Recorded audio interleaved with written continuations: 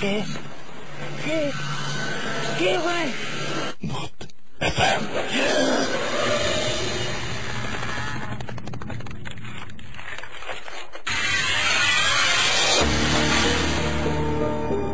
Right ঘড়িতে সময় 11:59 আর শুরু হয়ে গেল ভূত এফএম। আর ভূত এফএম আপনাদের সবাইকে আরো একবার স্বাগত জানাচ্ছি। এবং কয়েকদিন ধরে দেখতে পাচ্ছেন যে ওয়েদারটা কি চমৎকার, বিশেষ করে রাতের বেলায় এই ধরনের আলোচনার জন্য খুবই ভালো। এবং আজকে একটু আগেও মনে হচ্ছিল যে কোনো সময়ই নেমে পড়তে পারে বৃষ্টি। নতুন একটা মাস শুরু করেছিলাম আমরা, এবং মাসটার শুরুর দিনে আমরা ভূত এফএম শুরু করলাম, এবং আজকে অলরেডি এই মুহূর্তে 2 তারিখ হয়ে গেল এপ্রিল মাসের। সুতরাং এই মাসে অনেক বেশি হ্যাপেনিং একটা মান্থ। সেটা হচ্ছে যে এখানে এই মাসে আপনাদের পহেলা বৈশাখ আমরা উদযাপন করব, আমরা বিদায় জানাবো নতুন বছরকে। এবং আমরা যে বছরটিতে ভূত এফএম, বাংলা মাসে বছরের যে বছরটিতে ভূত এফএম শুরু করেছিলাম, ইনফ্যাক্ট সেই বছরটাকে নিয়ে আরো একটা সামনের বছরের দিকে এগিয়ে যাচ্ছি ধীরে ধীরে। এবং আপনাদের সবাইকে এতদিন পর্যন্ত আমাদের সঙ্গে থাকার জন্য অনেক ধন্যবাদ। এবং যারা SMS পাঠাতে চান তাদেরকে বলবো যে আমাদের SMS পাঠানোর নিয়মটি হচ্ছে শাউট লিখে স্পেস দিয়ে আপনার নাম লিখে স্পেস দিয়ে আপনার মেসেজ লিখে পাঠিয়ে দিন 9840 নম্বরে। এবং দেশে এবং দেশের বাইরে যারা আমাদের রেগুলার SMS করেন, ইমেল করেন, দেশে থেকে SMS করে যায়, দেশের বাইরে থেকে সাধারণত ইমেল করে থাকেন, তাদের সবাইকে অনেক ধন্যবাদ জানাচ্ছি এতদিন পর্যন্ত আমাদের সঙ্গে থাকার জন্য। এবং আশা করছি যে আগামী দিনগুলোতেও আপনাদেরকে কাছেই পাবো, ঠিক যেভাবে ভূত এফএমের পাশে আপনারা সবসময় ছিলেন। এবং ভূত এফএম নিয়ে আমাদের ভবিষ্যতে আরো অনেক বড় প্ল্যান আছে, পরিকল্পনা রয়েছে। সেই পরিকল্পনাগুলো আপনাদেরকে নিয়েই। আর যে ধরনের ঘটনা আপনাদেরকে আসলে উপহার দেয়, সেই ধরনের ঘটনাগুলো উপহার দেওয়া সম্ভব হয় কারণ আপনারা সেই ধরনের ঘটনাগুলো আমাদের কাছে পাঠান বলে। সো আমি চাইবো যে আরো বেশি করে আমাদের ইমেল করুন। এবং ইমেল করতে গেলে আপনারা নিজেরাই জানেন যে কোন ঘটনা ভালো কি খারাপ সেটা বোঝার একটা উপায় হচ্ছে যে এই ঘটনাটা আমাকে কেউ বললে আমার কেমন লাগতো। আমাদের ইমেল অ্যাড্রেসটি দিয়ে দিচ্ছি ভূত FM, BHWT ভূত FM @radiofurti.fm, RADIOFOORTI ফুর্তি, তারপরে হচ্ছে .fm। এখানে আপনারা ইচ্ছা করলে ইমেল করতে পারেন। এবং ইমেলের সাথে অবশ্যই নাম এবং ঠিকানা দেবেন, ফুল অ্যাড্রেস লিখবেন, এবং সেই সাথে কোনো ভৌতিক ফোন নাম্বার না, অরিজিনাল ফোন নাম্বার দিবেন যেটা আপনি ব্যবহার করেন, এরকম একটা ফোন নাম্বার অবশ্যই আমাদেরকে দেবেন। রাইট, আমরা বেশ কিছু SMS পেয়ে গেছি, তবে SMS পাওয়ার আগে আজকে একটু ইমেল দিয়েই শুরু করি। ইমেল পড়ি। যারা বিভিন্ন সময় আমাদেরকে ইমেল পাঠার অধীর আগ্রহ নিয়ে থাকেন, যাতে কষ্ট করে ঘটনাটা লিখলাম, নিশ্চয়ই ইমেলটা পড়া হবে। আচ্ছা, এই ইমেলটা পেয়েছি অস্ট্রেলিয়া থেকে। আচ্ছা, তিনি লিখেছেন যে একটা এক্সপিরিয়েন্স শেয়ার করি, হয়তো, আচ্ছা তার নাম হচ্ছে, নামটা এখনো পাইনি আমি, আচ্ছা নামটা পড়ছি আস্তে আস্তে। এক্সপিরিয়েন্স শেয়ার করি, হয়তো আপনাদের ভালো লাগতে পারে।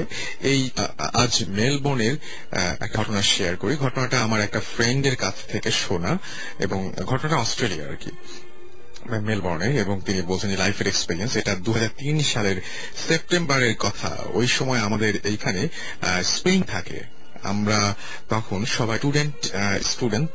তো আমার ফ্রেন্ডটা উইকেন্ডে ট্যাক্সি চালাতো। ওকে, সো অনেকে এটা করেন, এবং তিনিও তার মধ্যে একজন যিনি ট্যাক্সি চালাতেন। তো ও এক কাস্টমার নেয় সিটি থেকে, রাত তখন 2টা বাজে। কাস্টমার বলে যে সে একটা জায়গায় যাবেন, এবং সেই জায়গাটির নাম বলার সঙ্গে সঙ্গে তিনি বলে ওকে, অ্যাড্রেসটা দিয়েছে, এবং সেটা হচ্ছে রিমোট একটা এরিয়া। যে অ্যাড্রেসটা দিয়েছে সেই অ্যাড্রেসটা একটা রিমোট একটা এরিয়া, শহর থেকে বেশ একটু দূরে, বুঝতেই পারছেন। তো ওরা প্রায় ওই জায়গায় পৌঁছে গেছে, আর 10 কিলোমিটার বাকি আছে। 10 কিলোমিটার এমন কোন দূরত্ব নয়, দেশের বাইরে আপনারা জানেন। এমন সময় একটা ছোট ব্রিজ পার হতে হবে। ঠিক এই সময় গাড়ির সামনে হঠাৎ করে যে ঘটনাটা ঘটে, এটা হচ্ছে একদমই দুজন প্রস্তুত ছিলেন না, গাড়ি তবে চলছিল। ব্রিজে ওঠা মাত্র দেখা গেল যে একটা মেয়ে লাফ দিয়ে গাড়ির সামনে এসে পড়লো। মেয়েটা ওয়েডিং গাউন পরা ছিল, এবং যে কিনা গাড়িকে একদম গাড়িকে সজোরে ধাক্কা দিয়েছে, এরকম একটা অবস্থা হলো। Like when you hit something, তখন যদি এরকম কারে যদি হিট করে তাহলে যেটা হয় সেটা একদম বোঝা যায়, শব্দ হয়, একটা ঝাঁকুনি লাগে, তাই না? এবং এই জন্য ও গাড়িটার সাথে স্টপ করে দেয়, যেহেতু সামনে এসে পড়ে। এবং এরকম একটা ঘটনা ঘটলে নিশ্চয়ই যে কেউ যেটা করবে, প্রথমে পাটা গিয়ার থেকে উঠে গিয়ে এক্সেলেটর থেকে আসলে যেটা হবে সেটা হচ্ছে যে এক্সেলেটর থেকে উঠে গিয়ে প্রথমে ব্রেকে পাটা পড়বে, তাই না? সো সেটাই হয়েছিল আর কি। এবং বাট ও প্যাসেঞ্জার বলে যে don't stop your car, just go ahead এবং ইটস নাথিং বারবার করে এটাই বলছিল যে আই টেল ইউ লেটার যে কি হয়েছে আসলে। বাট প্যাসেঞ্জারের কথা না শুনে গাড়ি যেটা সে করে সেটা হচ্ছে গাড়ি দাঁড় করায় এবং নেমে ওই ব্রিজের ওপর এবং চারপাশে সে দেখায় যে কি দেখে, খুঁজে বের করার চেষ্টা করে যে কি তাকে হিট করলো, গাড়ির সামনে কি পড়েছিল। বাট ও কিছু দেখতে পায় না, গাড়ির কোনো ড্যামেজও হয় নাই এবং ওর সেফটির জন্য প্যাসেঞ্জারও সাথে সাথে নামে কিন্তু কিছু দেখতে পায় না। ওরা দুই আবার স্টার্ট করে অ্যান্ড প্যাসেঞ্জারকে নামায়। দেন প্যাসেঞ্জার ওকে স্টোরিটা জানিয়ে দেয় যে সে বলে যে এখানে প্রায় এরকম হয় এবং এখান দিয়ে যারা যায় তারা মাঝে মাঝে এই ঘটনাটা ফেস করে এবং যারা জানে তারা কেউ কখনো গাড়িটা এখানে থামায় না। সে অ্যাডভাইস দেয় যে তুমিও কখনো এখানে এরকম কোনো ঘটনা ঘটলে জাস্ট গাড়িটা থামাবো না, গাড়িটা টেনে চলে যাবা। এবং যে ঘটনাটা হয় সেটা হচ্ছে ওই যে মেয়েটাকে সাধারণত সবাই দেখে ওই এলাকায়, সেটা যেটা হয়েছিল যে বিয়ের দিনে মেয়েটা অ্যাক্সিডেন্টে মারা যায় এবং তারপর থেকে খুব উদ্ভট টাইপের ঘটনা ঘটে সেখানে। আমাকে ইমেলটি করেছিলেন আখতারুজ্জামান এবং তার নিকনেম ও Rasel like me.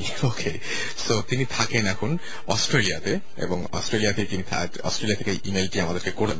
Phone number সবকিছু তিনি দিয়ে দিয়েছেন এবং তিনি বলেছেন যদি কোনো ভেরিফিকেশনের দরকার হয় তাহলে আমরা যেন তাকে কল করি বা বেটার আরো তাকে যেন ইমেল করে কোয়েশ্চেন করি। তো আপনাদের কোনো কোয়েশ্চেন থাকলে SMS এর মাধ্যমে, এই ঘটনা যে শুনলেন SMS এর মাধ্যমে আপনারা জানতে পারেন সেটা। তবে আমি আপনাদেরকে এই ঘটনার মতো একটা ঘটনা বলবো যেটা আমার সাথে ঘটেছিল। শুধু আমার সাথে না, আমার সেদিন গাড়িতে আমরা ঢাকার বাইরে গিয়েছিলাম, পুবাইলে গিয়েছিলাম একটা কাজে এবং পুবাইল থেকে ফেরার সময় গাড়িতে আমরা অনেকজন, প্রায় 4-5 জন হবে। এই ঘটনা আমি একদম ভূত এফএম যখন শুরু করি তখন একবার বলেছি, অনেকে তো মিস করেছেন তার আমি বলছি। সেটা হচ্ছে যে এরকম হয় যে আশুলিয়া দিয়ে আমরা যেহেতু ঢাকাতে তাড়াতাড়ি ফিরতে হবে এবং সবারই কাজ আছে, রাত হয়ে যাচ্ছিল, সো আমরা চেষ্টা করেছিলাম যে আশুলিয়া দিয়ে ফিরবো, ঢাকার উত্তরা দিয়ে না ফিরে একদম এদিক দিয়ে ঢুকে আমরা বাদ দিয়ে চলে আসবো। তো এরকম চিন্তা করা হলো এবং আমরা সরাসরি গাড়িটা নিয়ে আসছিলাম এবং আশুলিয়ার কোনো এক জায়গায় আমরা, মনে হয় এটা কোন জায়গাটা আমি মনে করতে পারছি না, তো দুপাশে এরকম পানির মতো ছিল বা ফাঁকা জায়গা ছিল, এরকম একটা জায়গা ছিল বেশ আগে। এবং হঠাৎ করে যেটা হলো যে আমরা সবাই গল্প করছি, সবাই খুব ভালোই আছি গাড়ির মধ্যে এবং গাড়ির সমস্ত কাঁচ লাগানো, ভেতরে এসি চলছে।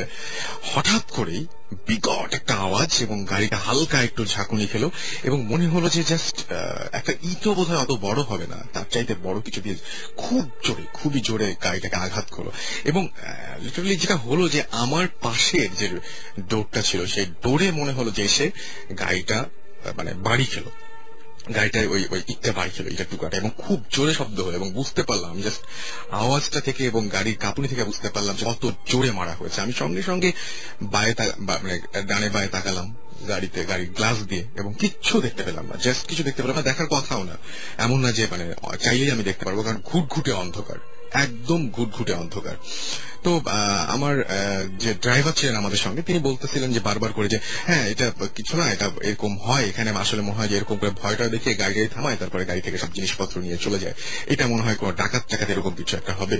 সুতরাং তিনি গাড়ির স্পিড ভয়াবহভাবে বাড়িয়ে দেন এবং তিনি বলেন যে আমার সাথে এর আগেও এরকম বেশ কিছু হয়েছে। আমরা মাজার রোড দিয়ে ঢুকি এবং মিরপুরের কোনো একটা জায়গায় এসে আমরা গাড়িটা, ওই মাজার রোডের কোনো একটা জায়গায় এসে আমরা গাড়িটা থামাই এবং থামিয়ে তারপরে চেক করি ফার্স্ট, এক টানে এসছে ওই পর্যন্ত, এবং নেমে দেখলাম যে তাড়াতাড়ি নামলাম যে জোরে বাড়িটা খেয়েছে। এবং ড্রাইভার বলছিল দেখেন দোষটা কিন্তু এটা যদি আপনারা দেখলেন বলে তাই, কিন্তু যদি না হতো, আপনারা না থাকতেন, দোষ তো আমারই হতো, কারণ এই যে এত বড় একটা ইটের টুকরা দিয়ে মেরেছে। তারপরে বাইরে আমরা সবাই মিলে নামলাম এবং নেমে চেক করলাম যেখানে লেগেছিল সেখানে, এবং আশেপাশে কোথাও এক ফোঁটা কোনো আঘাতের চিহ্ন বা কোনো কিছু নাই। আপনারা জানেন, কেউ ট্রাই করবেন না, বাট আপনারা জানেন যে একটা বড় ইট দিয়ে যদি গাড়ির দরজায় আপনি মারেন তাহলে কি অবস্থা হবে। একটা অবশ্যই সেই জায়গাটা অনেকটা ভসকে যাবে, ভতে যাবে, যেটাকে ট্যাপ খেয়ে যায় আর কি। সেই ট্যাপ খাওয়ার কোনো চিহ্ন ছিল না এবং একদমই পুরোপুরি গাড়িটা যেরকম ছিল সেই অবস্থাতে গাড়ির কোন রকমের কোনো ক্ষতি হয়। কথা হচ্ছে যে তাহলে সেই ঢিলটা ছুঁড়েছিল কে, আর সেই ঢিলটা এই পর্যন্ত আসলো কিভাবে, বা তাতে কিছু হলো না কেন, আই ডোন্ট নো। এই সব প্রশ্নের উত্তর আমার কাছে জানা নেই, যদি আপনাদের থাকে তাহলে অবশ্যই জানাবেন। যাই হোক, আমরা কিছু SMS করে ফেলি। আমাদেরকে আজওয়াদ লালবাগ থেকে SMS করেছেন এবং তিনি বলছেন যে আজকে SMS না পড়লে আমার খবরই আছে, তিনি SMS পাঠাবেন না। কিছু করার নেই, SMS পড়া হয় না, বাট সবগুলো SMS পড়ার চেষ্টা করি, একে একে পড়ার চেষ্টা করি, এই ইচ্ছা তো থাকেই। আবার অনেকে চান না যে যে এরকম SMS করতে, বাট আমি বলবো যে সত্যি যদি নাও পড়া হয়ে থাকে আপনাদের SMS বা আপনাদের কিছু SMS গুলো দেখা হয় তখন আমরা বুঝতে পারি যে হ্যাঁ এতগুলো মানুষ আপনারা ছিলেন আমাদের সঙ্গে, এবং সেই SMS গুলো থেকে আমরা আলাদা করতে পারি, কার কি সমস্যা জানতে পারি, কে কি অ্যাডভাইস করছেন সেই অ্যাডভাইস গুলো জানতে পারি। সো SMS করবেন, অবশ্যই করবেন।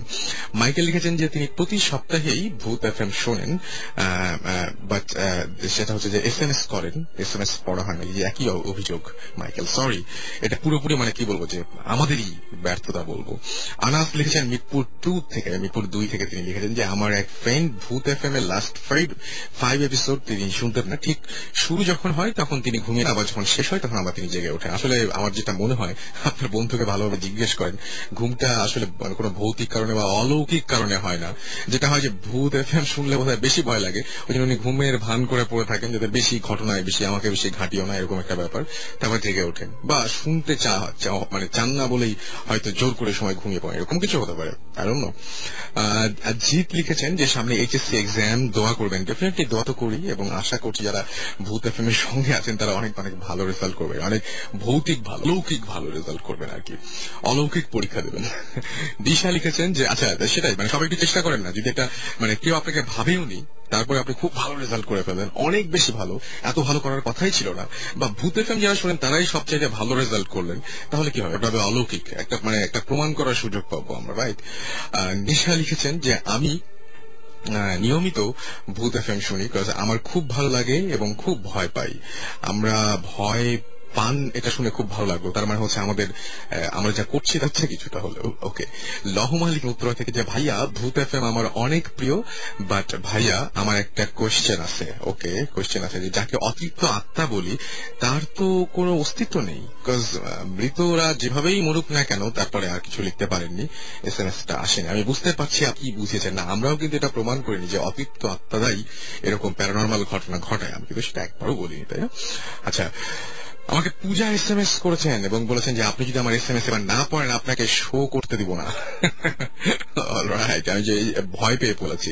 তেপান্তরের রাজপুত্র চট্টগ্রাম থেকে লিখেছেন যে লাস্ট উইকের শোটা ভালোভাবে তিনি শুনতে পারেননি। ওকে, এবার নিশ্চয়ই শুনতে পারছেন। বর্ষা লিখেছেন উত্তরা থেকে SMS তো করতে বলছো, বাট কোনোদিন SMS পড়ো না, কে বললো? আপনি প্রমাণ করতে পারবেন? এই যে পড়লাম, আমি প্রমাণ করে ফেলেছি কিন্তু ইমেজ পড়ি। ওকে, তো যারা SMS করতে চান তাদেরকে বলবো যে শাউট লিখবেন, SHOUT, শাউট স্পেস আপনার নাম স্পেস আপনার মেসেজ পাঠিয়ে দিবেন 9840 নাম্বারে। অনেক বেশি কথা বলে ফেলেছি আমি, কিন্তু আমাদের সঙ্গে আরো অনেক গেস্ট রয়েছেন, তাদেরও কথা শুনবো। এবং গতদিন আপনারা নিশ্চয়ই মনে আছে আমি একটা ইমেল পড়েছিলাম, সেই ইমেলে আমি বলেছিলাম যে নেক্সট উইকে যদি সম্ভব হয় তাহলে তাকে আমরা একদম ধরে নিয়ে আসবো স্টুডিওতে। তো সেটা সম্ভব হয়েছে এবং অলৌকিক ভাবেই তিনি আমাদের সাথে আজকে যোগ দিয়েছেন। যদিও গত সপ্তাহে তিনি জয়েন করতে পারেননি, কিন্তু এই সপ্তাহে তিনি একেবারেই মিস করেননি। আমরা তার কাছেই পরিচয়টা ভালোভাবে জানবো। আপনার পরিচয়টা একটু বলবেন প্লিজ। হাই, আমার নাম এলিজাবেথ মারান্ডি, বাট লিজ বলে আমাকে সবাই চিনে। ওকে, আমি খিলকেতে থাকি। আচ্ছা, এমনিতে তো এখানে বেশ ব্যস্ত সময় যাচ্ছে, কিন্তু আপনার পারিবারিক একটা পরিচয় আছে, সেটা আমরা গতবার দিয়েছিলাম এবং অনেক ইন্টারেস্টিং ঘটনা আছে, সেগুলো আমরা শুনতে চাই আপনার কাছ থেকে একটার পর একটা। সো সেই ঘটনাগুলো একটু বলবেন না? আগে আপনার পরিচয়টা দেন একদম, আপনার দেশের বাড়ি কোথায়? হ্যাঁ, আমার দেশের বাড়ি দিনাজপুরে, এবং অ্যাকচুয়ালি আমরা এখন ওখানে থাকি, বাট বেসিক্যালি আমার বাবা গাইবান্ধা ডিস্ট্রিক্ট থেকে। এবং যেহেতু আমি গত ইমেলে যে কাহিনীটা দিয়েছিলাম এটা আসলে আমাদের একটা জাতিগত ব্যাপার, যে আমি আসলে সাঁওতাল সম্প্রদায়ের একজন মেয়ে। তো সেইভাবে আমাদের নিজেদের কমিউনিটির ভিতরে, আমাদের সংস্কৃতির ভিতরে কিছু কিছু ব্যাপার আছে যেগুলো হয়তো বা অনেকে জানেন না। তো আমি ভূত FM যেহেতু শুনি, সেজন্য আমার মনে হয়েছে যে এই ধরনের কিছু ঘটনা আমি হয়তো শেয়ার করতে পারি। বিশেষভাবে কিছু কিছু ব্যাপার ছিল, যেমন রহনপুরের একটা কাহিনী ছিল, যে কাহিনীটাতে ছোট ছোট কিছু বামুন টাইপের লোকের কথা বলা হয়েছিল। তো যে কারণে আমার মনে হয়েছে যে আসলে এটা আমি জানি এই ব্যাপারটা। কারণ দিনাজপুরে কি ভালো পাওয়া যায় সেটাকে বলেন। দিনাজপুরের লিচু। লিচু খুব মিষ্টি। হ্যাঁ, রাইট। আচ্ছা, তাহলে আমরা আমরা আমরা যেহেতু বিখ্যাত সব মানে দিনাজপুর নানা কারণে বিখ্যাত, সুতরাং বিখ্যাত বিখ্যাত গল্প শুনতে চাই আমরা। তো আমি কিন্তু মানে সত্যি কথা বলতে কি যে আমি প্রথমে যখন রহনপুরের ঘটনাটা আপনি বলছিলেন না, ওটা আমি প্রথমে যখন শুনেছিলাম আমার কাছে খুব আজব লেগেছিল যে এমনও হয় নাকি, এটা কিভাবে সম্ভব। কিন্তু যখন আপনি বলছেন, শুধু আপনি না আরো অনেকেই আমাকে ইমেল করলেন এবং ইমেল করে এই ঘটনাগুলো বললেন, তো এই ব্যাপারটা কি বলেন তো? এই যে সবাই যে বামুন দেখেন, এটা কি ব্যাপার? আমি আমার ইমেলে আমি নামটা উল্লেখ করেছিলাম। আমরা এইগুলোকে বলি গুড্রবঙ্গা। অ্যাকচুয়ালি বঙ্গা শব্দটার অর্থ হচ্ছে যে দেবতা। এটা অ্যাকচুয়ালি নেগেটিভ সেন্সেও বলেন, ভালো দেবতা, তাও আমরা বঙ্গা বলি, লাইক আ কমন ওয়ার্ড। তো গুড্রবঙ্গার ক্ষেত্রে অ্যাকচুয়ালি অপদেবতা যদি বাংলা করতে চাই, বিকজ ওই ভদ্রলোক যিনি রাস্তায় দেখেছিলেন ছেলে মেয়েদের বাচ্চার মতো দেখতে, আমি পরবর্তীতে আমার মা এবং অন্যান্য ফ্যামিলি মেম্বার্স যারা ওল্ড, তাদের কাছ থেকে আমি ব্যাপারগুলো আরো ক্লিয়ার করে নিয়েছিলাম আপনি ফোন করার পর অ্যাকচুয়ালি। তো সেখান থেকে আমি জানতে পারলাম যে অ্যাকচুয়ালি যখন কেউ ইনভাইট করে তাদেরকে তার ফ্যামিলিতে, তখন হয় কি যে দুইটা ওয়েতে হয়। একটা হতে অনেকটা তারা মানে নিজে নিজে কোনো গৃহস্থের ঘরে চলে আসে। হ্যাঁ, এটাও হয়, তারা নিজেরা চলে আসে জাস্ট ফর শেল্টার টাইপের। এটাতে কোনো রিচুয়াল কোনো কিছু, এটাতে রিচুয়াল কোনো কিছু দরকার নেই। আর আরেকটা হয় যেটা হলে অনেক সময় রাস্তাঘাটে যখন দেখা যায় এরকম বাচ্চা টাইপের কিছু খেলতেছে, তখন কেউ যদি মানে ইন্টারেস্টেড হয়, তখন তারা বলে যে বাচ্চাটা তো খুব সুন্দর, আমি বাসায় নিয়ে গেলে কি যাবে আমার সাথে, এভাবে মানে একটু ইনভাইট করতে হয়। তখন হয় কি সে ওই পিঠে পিঠে তার চলে যায়, এবং যখন চলে যায় তো আমি যতটুকু জানি যে তারা ঘরেই থাকে, মানে এরকম না যে তারা মানে বাইরে কোনো লোক গেস্ট বা কেউ গেলে সহজে দেখতে পায় না। এবং যেহেতু এগুলো অপদেবতা সাধারণত রাতের বেলা এটা অ্যাক্টিভ হয় বেশি, তো দেখা গেছে এরকমও কাহিনী হয় যে মানে আমাদের মধ্যে একটা রিচুয়াল আছে যেটা হয়তো আমি আগে জানতাম না, কিন্তু দেখছি কিন্তু বুঝতাম না কেন কাহিনীটা হয়। সেটা হলো যে আমরা যখন এক বাসা থেকে আর অন্য গ্রামে মনে করেন যে বেড়াতে গেলাম, তখন দেখা যায় যে আমরা সাথে করে এক বোতল সরিষার তেল নিয়ে যাই। এটা মানে একটা রিচুয়াল, বিকজ ঘুমানোর আগে যারা এটা জানে মানে তারা করে কি ওই গায়ে হাতে পায়ে একটু সরিষা তেল লাগায় নেয়। এটার অর্থ হলো যে ওই বুড়ারা আবার এই গন্ধটা সহ্য করতে পারে না। আচ্ছা, এটা কিন্তু শুধুমাত্র আপনি যেটা বলছেন যে আপনাদের ধর্ম বলেন বা সম্প্রদায় যেটা বলেন, এটা কিন্তু শুধু তাই না, আমি আজকেও এরকম হবে শুনবো আমরা যে এই যে জিন টিন যেগুলো আমরা বলি, জিনের কথা বলি আমরা, জিনটার অনেকে বলেন যেরকম নাকে সরিষার দিয়ে দেয়, সরিষার তেল মনে হয় এই ধরনের মানে আমি ঠিক জানি না, মানে যারা অলৌকিক কিছু তাদের সাথে মনে হয় সরিষার তেলের একটা দাকুর্মা সম্পর্ক আছে। সরিষার ভূত একটা কথা আছে, সরিষার সাথে একটা রিলেশন নিশ্চয়ই হয়তো আছে। তো এই সরিষার তেলটা মাখা হয়। তো মানে এটা আমার নানির একটা কাহিনী, যেটা খুবই এটার মতো মানে একটা নতুন এই টাইপের। তো এখানে উনি মানে বিয়ের দাওয়াত দিতে গেছিলেন। আমাদের মধ্যে আবার বিয়ের দাওয়াত কার্ডে দেওয়া যায় না, নোবডি উইল কাম, তো নিজেকেই যেতে হয়। তো ওইভাবে গেছিলেন, মানে সাথে একজন আরেক মহিলা ছিল আর ওর একটা ছোট বাচ্চা ছিল। তো মানে ওটা বাড়ির লোকের যে গৃহস্থ, তার তো শিশু সন্তান হলে তো তারা তাকে খাবেই, বাট অন্য কোনো মেহমান আসলে তাদের সাথে যদি কোনো বেবি থাকে, সেটাকেও তারা মানে একটা খাওয়ার চেষ্টা করে আর কি, অপদেবতারা। তো ওরা এরকম ফ্লোরিং করা হয়েছে, মাটির ঘর। তো ফ্লোরিং করার পরে দেখা গেছে যে মানে অনেক রাতে ওনারা সবাই ঘুমাচ্ছেন, তো গ্রামের লোকের ঘুমতে একটু পাতলা হয় আর কি। তো ওরা শুনেন যে মানে ওই যে বাড়ির মালকিন তার কাছে একই ফ্লোরে আর কি, তো ওকে আসে এক মানে বাচ্চার ভয়েসে আর কি বলতেছে যে মানে আমাদের ভাষায় বলতেছে আর কি যে খিরেং জমা, খিরা মানে ক্ষীরা। হ্যাঁ, তো তার মানে বলতেছে মা ক্ষীরা খাবো। এটার অর্থ হলো মানে ক্ষীরাকে তারা সবসময় মিন করে বাচ্চা, মানে যেহেতু সাইজটা বেবিদের একটু ওরকমই, তো তারা ওইরকম করে বলতেছে। তো এই কথা শুনে তো মানে এনারা তো সব বুঝছে যে কাহিনীটা কি। তো ওই ভদ্রমহিলা যিনি আর কি বাড়ির মালকিন ছিল, অনেক ধমক দিয়ে আর কি পাঠাই দিচ্ছে যে মেহমানেরা এদেরকে কি করতেছে কেন, যাও, একদিনের জন্য আসছে, এরকম করে ভাগাই দিছে আর কি। তো এই ঘটনাটা খুবই রিয়াল। এবং এখন আচ্ছা, এই ব্যাপারটা এই যে মানে আপনি যেটা বলছেন, আমি তার সাথে একটা জিনিস খুব জানতে ইচ্ছা করছে যে যারা গৃহকর্তা থাকেন, হ্যাঁ, তারা কি এদেরকে আসলে মানে মেনটেন করতে পারেন? মেনটেন মানে কি যে কমেন্ট করতে পারেন বা তাদের কন্ট্রোল করতে পারেন? হ্যাঁ, অবশ্যই পারেন, কারণ এটা হচ্ছে যে কমেন্টটা কি, এরা হচ্ছে যে একা একা তো কিছু করতে পারে না, এরা তো মানে ক্ষুধার্ত হয়ে যায় খাওয়ার জন্য। তো এরা ধরেন যেটা প্যারাসিট টাইপের, কারো উপরে নির্ভর না করলে এরা কি আসলে সার্ভাইভ করতে পারে না। সো প্রতিদানে তারা ওই যে যেটা আমি বলেছিলাম যে তারা আসলে ওই অন্য গৃহস্থের বাড়ি থেকে, তো কমান্ডের ব্যাপারটা এরকম ভাবে আসে, যদি ওকে বলে যে ওর বাসা থেকে তুমি আজকে আমাকে চুরি করে এনে দাও, মানে অনেক সময় শত্রুতাও থাকতে পারে, তো তখন করে কি যে ওদের কাছে ছোট ছোট মানে স্বর্ণের ছোট ছোট মানে বাটি টাইপের থাকে, ওরা করে কি 2-1 চাল বা 2-1 পয়সা যেটাই পায় ওইভাবে চুরি করে বাবা মার কাছে এনে দেয়।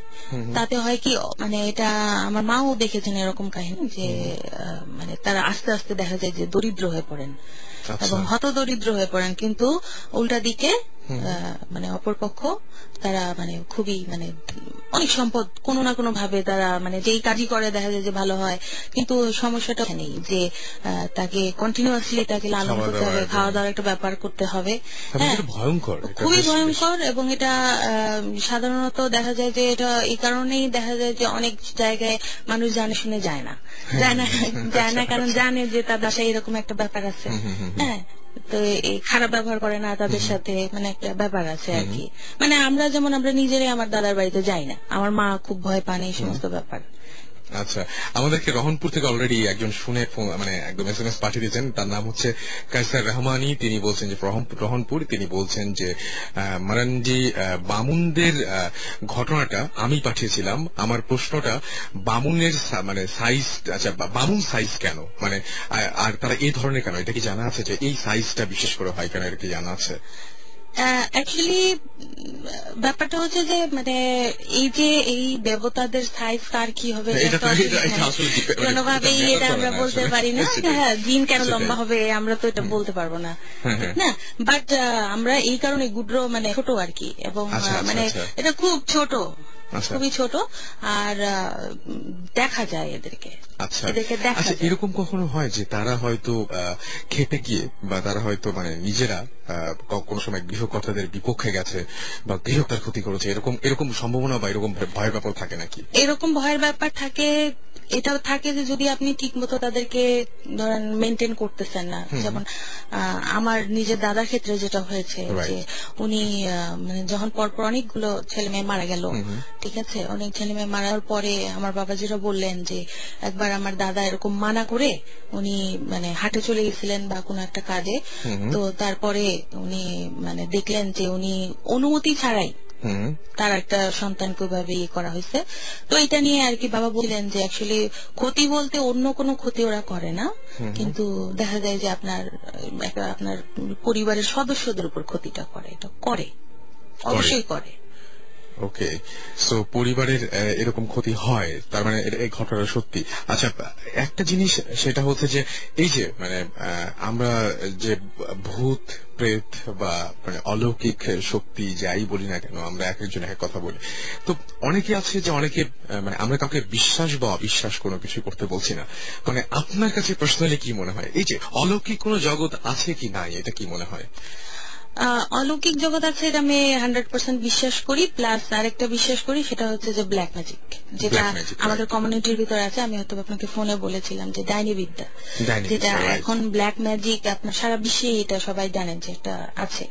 যেমন আমরা দোয়া পড়ি, এটা কি, এটা করে এটা পাওয়ার পাই, এটা কিভাবে পাই? তো definitely Lucifer is there, devil is there, তাহলে তারও তো নিশ্চয়ই একটা ব্যাপার আছে। তো এই দিক থেকে আমি জানি যে এটা আছে, এবং মানে আমরা সাঁওতালরা বিশেষভাবে আমরা এটা আমাদের সংস্কৃতির ভিতরেই আছে। তো আমরা এটা অস্বীকার করতে পারি না, এবং এটা আমাদের আমরা মানে এক্সপিরিয়েন্স করি ডে টু ডে লাইফে অনেক সময়। সো যে ধর্মাবলম্বী হই না কেন, যেহেতু এটা আমাদের একটা কালচারের ভিতরে আছে, আমরা এটা বিশ্বাস করি। অলরাইট, আমরা তো এখন মানে সবকিছু যদি আমাদেরকে এখন শুনিয়ে দেন উনি, তাহলে বুঝতেই পারছেন, লিজ যদি আমাদেরকে সবকিছু শুনিয়ে দেন তাহলে আপনারা হয়তো অনেকে মানে অফ করে ফেলতে পারেন। সুতরাং লিজকে এখনই যেতে দিচ্ছি না, তার আগে আমরা আরেকজনের সাথে পরিচয় হবো, আবারও ফিরে আসবো লিজের কাছে, এবং তার আগে আমরা আরেকজন গেস্ট রয়েছেন তার কাছে একটু পরিচিত হব। কি নাম আপনার? হ্যালো লিসনার্স, আমি মিনহাজ। আপনি কোথা থেকে এসেছেন একটু বলেন, আপনার ঠিকানাটা বলেন। কাফরুলে থাকি আমি। কাফরুলে থাকেন, ওকে। সো আপনার কিছু ঘটনা আছে আমরা জানি, যে ঘটনাটা আপনি একটা ঘটনা বলেছিলেন আমাকে, দুটো ঘটনা বলেছিলেন ইনফ্যাক্ট, কোনটা দিয়ে শুরু করতে চান? আমি আমাদের গ্রামেরটা দিয়ে শুরু করি। আমি আমাদের গ্রামটার একটা পুকুর আছে, যে পুকুরটা কি মহিলাদের জন্য, এটা বাড়ির পিছনকার দিকে, এখানে ছেলেরা যেতে পারে না, মহিলারা আর কি গোসল করে, কাপড় চোপড় ধোয় এরকম। তো ওখানে আর আমার একবার, আমি আর আমার একটা চাচা ওখানে গেছি মাছ ধরার জন্য। তো ওখানে লুকায় মাছ ধরতে হয়, সবাই মাছ ধরতে পারে না, বছরে একদিন মাছ ধরা হয়, গ্রামবাসী ভাগাভাগি করে নেয়। আচ্ছা। তো ওখানে যদি দেখে ফেলে মাছ ধরতে সিঙ্গেল কাউকে সমস্যা হবে।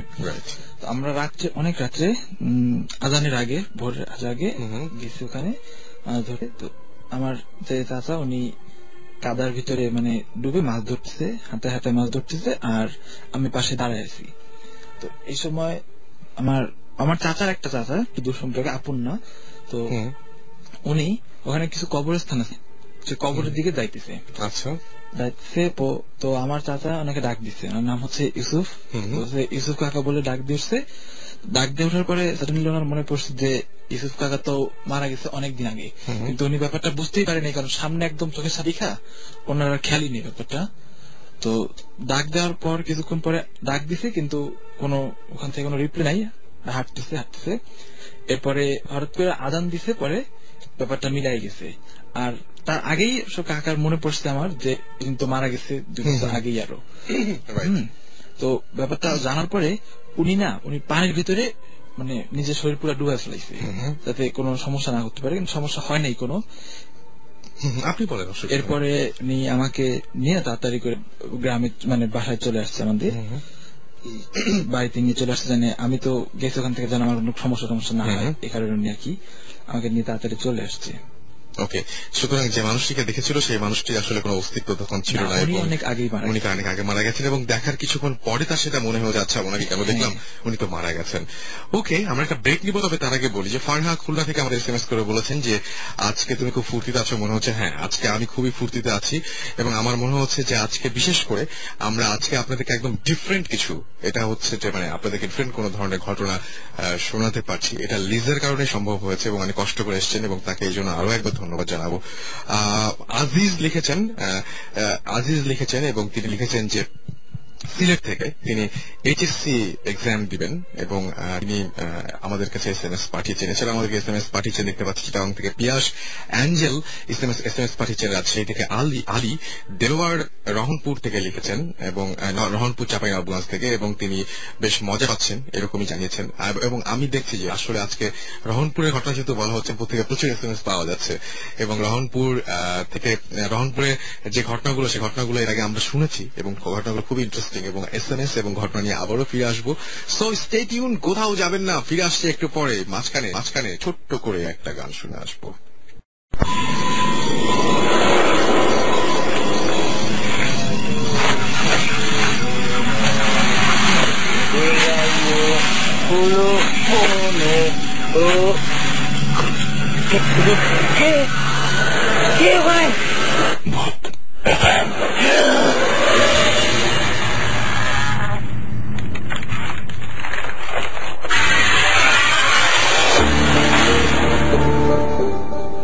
দ্যাটস রাইট, শুনছেন সবসময় রেডিও ফুর্তি, সাথে আছি রাসেল, চলছে ভূত FM। আর ভূত FM এ আরো একবার আপনাদের সবাইকে স্বাগত জানাচ্ছি, এবং সেই সাথে আপনাদের SMS পাচ্ছি অনেক, এবং SMS এর জন্য ধন্যবাদ আপনাদেরকে জানাচ্ছি। আর সেই সাথে SMS তো পড়বই, তবে তার আগে ছোট্ট করে আরো একটা ইমেল পড়ে ফেললে মনে হয় ভালো হয়। তো একটা ইমেল পড়ে ফেলি। আচ্ছা, আমাকে লিখেছেন তিনি লিখেছেন যে আচ্ছা, আমি অনেকবার প্যারানরমাল অ্যাক্টিভিটি এক্সপেরিয়েন্স করেছি, বাট ততটা ভয় লাগেনি যতটা ভূত FM শোনার পর লেগেছে। ওকে, এবং তিনি লিখেছেন আমি একজন মেরিন ইঞ্জিনিয়ার। ওকে, এবং তিনি বলছেন যে আমার প্রফেশনের জন্যই আমাকে শিপে থাকতে হয়। আমি আমার ভাই, আমি আমার ভাই দ্বারা রেকর্ডেড আগের পর্বগুলো আছে, কিছু পর্ব তিনি শুনেছেন সেটা বলছেন, এবং তিনি বলছেন তার ভীষণ ভয় লেগেছে। তো ঘটনা ঘটে 2006 সালের মে মাসে। আমরা তখন ইন্ডিয়ান ওশানে একেবারে মাঝে ছিলাম। সো আমি তখন ইঞ্জিন ক্যাডেট হিসেবে জয়েন করি শিপের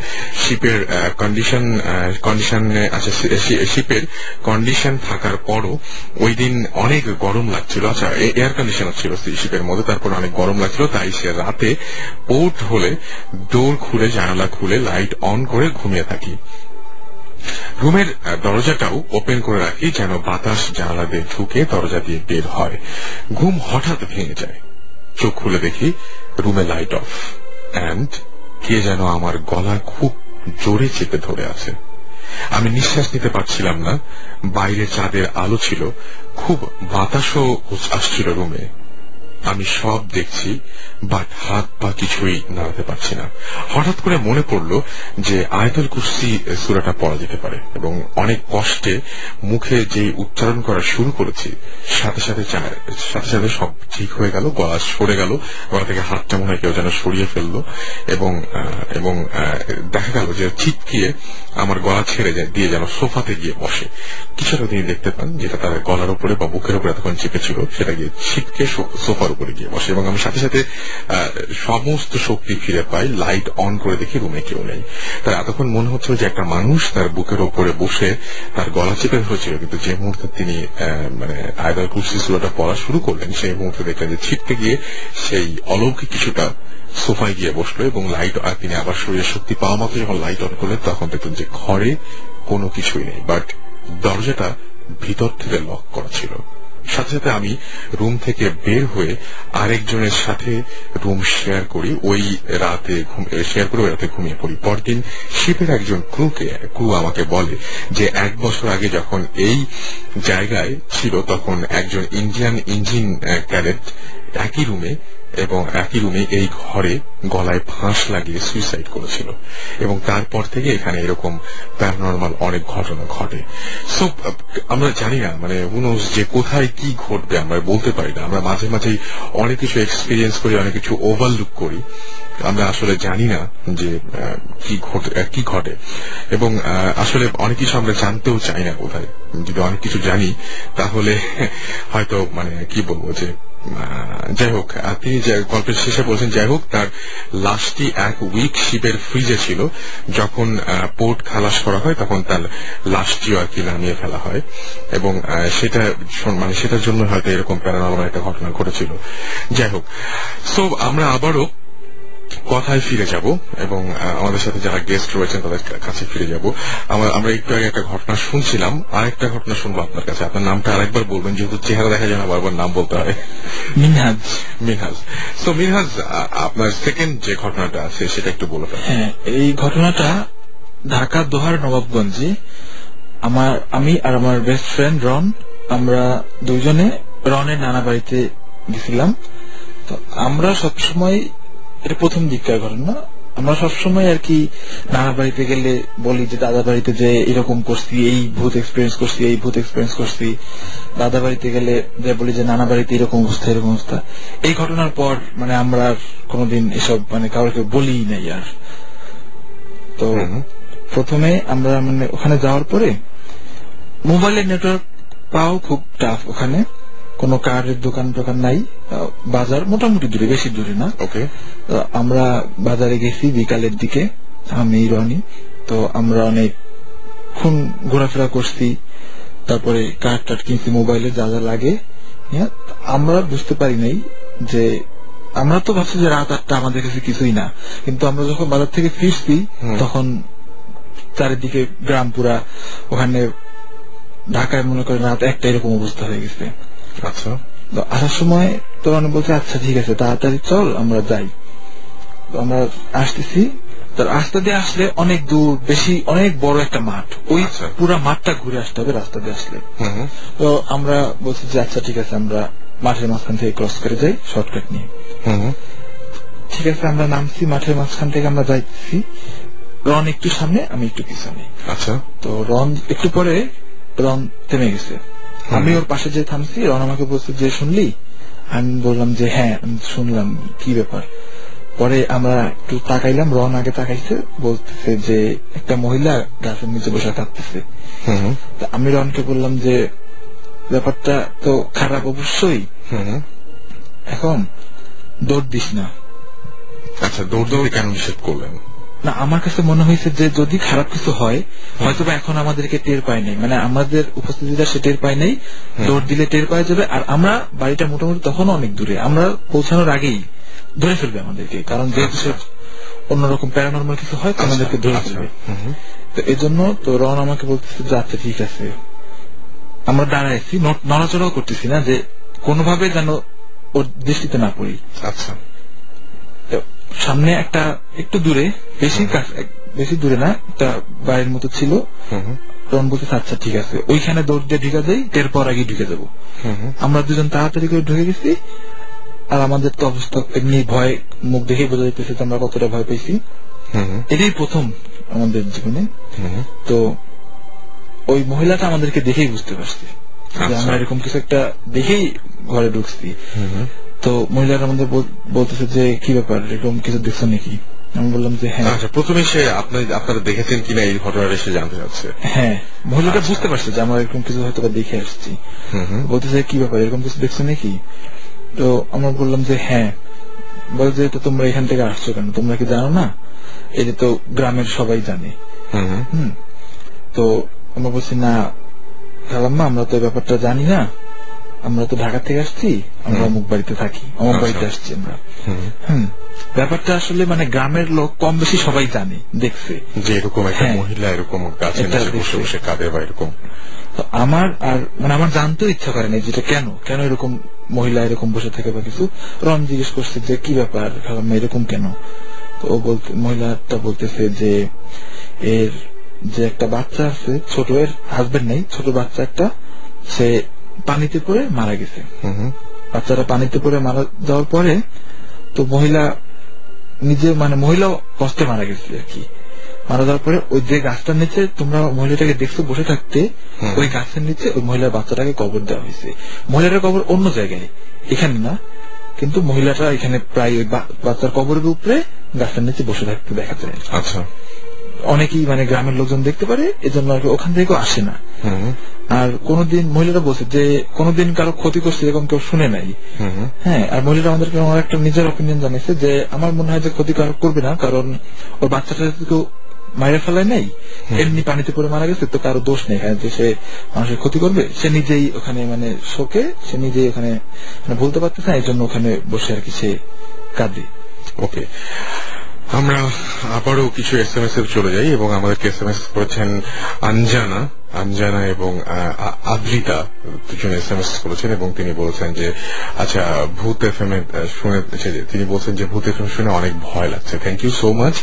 জামিল লিখেছেন সিলেট থেকে, এলিজাবেথ তাকে বলেছেন যে অনেক মানে ভালো লেগেছে তার ঘটনা, বুঝতেই পারছি তার SMS টি পড়েই। গাজী লিখেছেন যে আচ্ছা ভাইয়া আপনার SMS টা পড়েন না কেন, যে পড়ে ফেললাম SMS। আমাদেরকে এছাড়াও মিজান রানা লিখেছেন যে তারা অনেক এনজয় করছেন, thank you so much. Moutushi লিখেছেন যে আমি আমাদের বাসার কথা বলছি, আমার বাবা রাত 4টায় তাদের একজন মারা গেছে এন্ড আমাদের বাড়িতে কোনো মানে ছেলে ছিল না, আই থিঙ্ক যে আমাদের বাসায় ব্ল্যাক ম্যাজিক আছে। ওকে, সো আপনি একটা কাজ করতে পারেন, আপনার ঘটনাটা বড় করে লিখে আপনি ইমেল করতে পারেন bhutfm@radio40.fm। আর যারা এই মুহূর্তে জয়েন করলেন তাদেরকে বলবো আমাদের SMS করার নিয়মটা হচ্ছে শাউট লিখে SHOUT শাউট লিখুন, তারপরে স্পেস দিয়ে আপনার নামটি লিখুন এবং স্পেস দিয়ে আপনার মেসেজ লিখুন, তারপরে পাঠিয়ে দিন 9840 নাম্বারে। আচ্ছা, মাসুম শ্যামলী থেকে লিখেছেন আমাদেরকে যে তাদের সাথে একটা ভূত থাকে। ওকে, মানে এটা খুবই ভালো একটা ব্যাপার। অপু আমাকে SMS করেছেন এবং অপু SMS করেছেন মহাখালী থেকে, না মহাখালী না মহাখাল, এখান থেকে SMS করেছেন। আচ্ছা, সজল বরিশাল থেকে SMS করেছেন। অভি আমাদের চট্টগ্রাম থেকে SMS করেছেন। শিশির থ্যাঙ্কস জানিয়েছেন, তারা ভূত FM শুনতে পাচ্ছেন এই জন্য। রথিন রাজশাহী থেকে SMS করেছেন আমাদেরকে, জানতে চেয়েছেন সুমন সাকিব ভাইরা কই। ওকে, আর আর মোস্ট ওয়ান্টেড ভূত তিনি আমাদের SMS করে বলেছেন যে ভূত স্ট্রিম কি আসবে, আজকে আসার কথা, দেখা যাক কি হয়। টুম্পা খুলনা থেকে SMS করেছেন এবং তিনি বলেছেন যে SSC এক্সাম দিচ্ছেন তারা, এক্সামের আগে ভূত FM মানে শোনাটা ঠিক হবে কিনা আমি ঠিক বুঝতে পারছি না। মানে SSC এক্সামের মাঝখানে বা মানে যাতে এক্সাম রয়েছে তাদের একটু অ্যাভয়েড করা উচিত। আচ্ছা, এছাড়া আমাদেরকে সুষমা SMS করেছেন, আমাদেরকে SMS করেছেন ইয়া স্যার, আমাদের SMS করেছেন রুহি, আমাদেরকে SMS করেছেন অনিক ভূতের বাপ, SMS করেছেন আমাদেরকে অহনা ধানমন্ডি থেকে। এছাড়া আমাদেরকে SMS করেছেন রহমান, স্যাম রহমান, স্যাম রহনপুর থেকে। ওকে, সো যারা এখন SMS পাঠাননি বা পাঠাতে চাচ্ছেন তাদেরকে বলবো যে শাউট লিখে স্পেস দিয়ে আপনার নামটি লিখে স্পেস দিয়ে আপনার মেসেজটি লিখে পাঠিয়ে দিন 9840 নাম্বারে। আমরা আবারও এলিজাবেথ আপনার কাছে চলে যাব। আপনার নিজের, এমনিতে আপনি বললেন যে অনেক ঘটনা বললেন, সেই ঘটনাগুলো আরো মানে নিজের ঘটনা বলতে বলতে হয়তো আরো কিছু ঘটনা মনে আসবে, মাথায় আসবে, তখন আপনার নিশ্চয়ই শেয়ার করবেন। তো মানে এমনিতে নিজে কোনোদিন কোনো কিছু এক্সপিরিয়েন্স করেছেন এরকম কোনো কিছু? হ্যাঁ, আমি কয়েকবারই এক্সপিরিয়েন্স করেছি। তার মধ্যে একটা এক্সপিরিয়েন্স আছে যেটা মানে আমি খুব স্পষ্টভাবে মানে এখনো খুব ফিল করি। আর যেহেতু এটা আমি মানে কয়েক বছর আগের ঘটনা, তো আমার খুব পরিষ্কার ভাবে মনে আছে। আচ্ছা। তো সেই সময় আমি ইউনিভার্সিটিতে পড়তাম, আর এটা ইন্ডিয়া একটা ইউনিভার্সিটি ছিল, আর আমি থাকতাম একটা মেসে। আচ্ছা।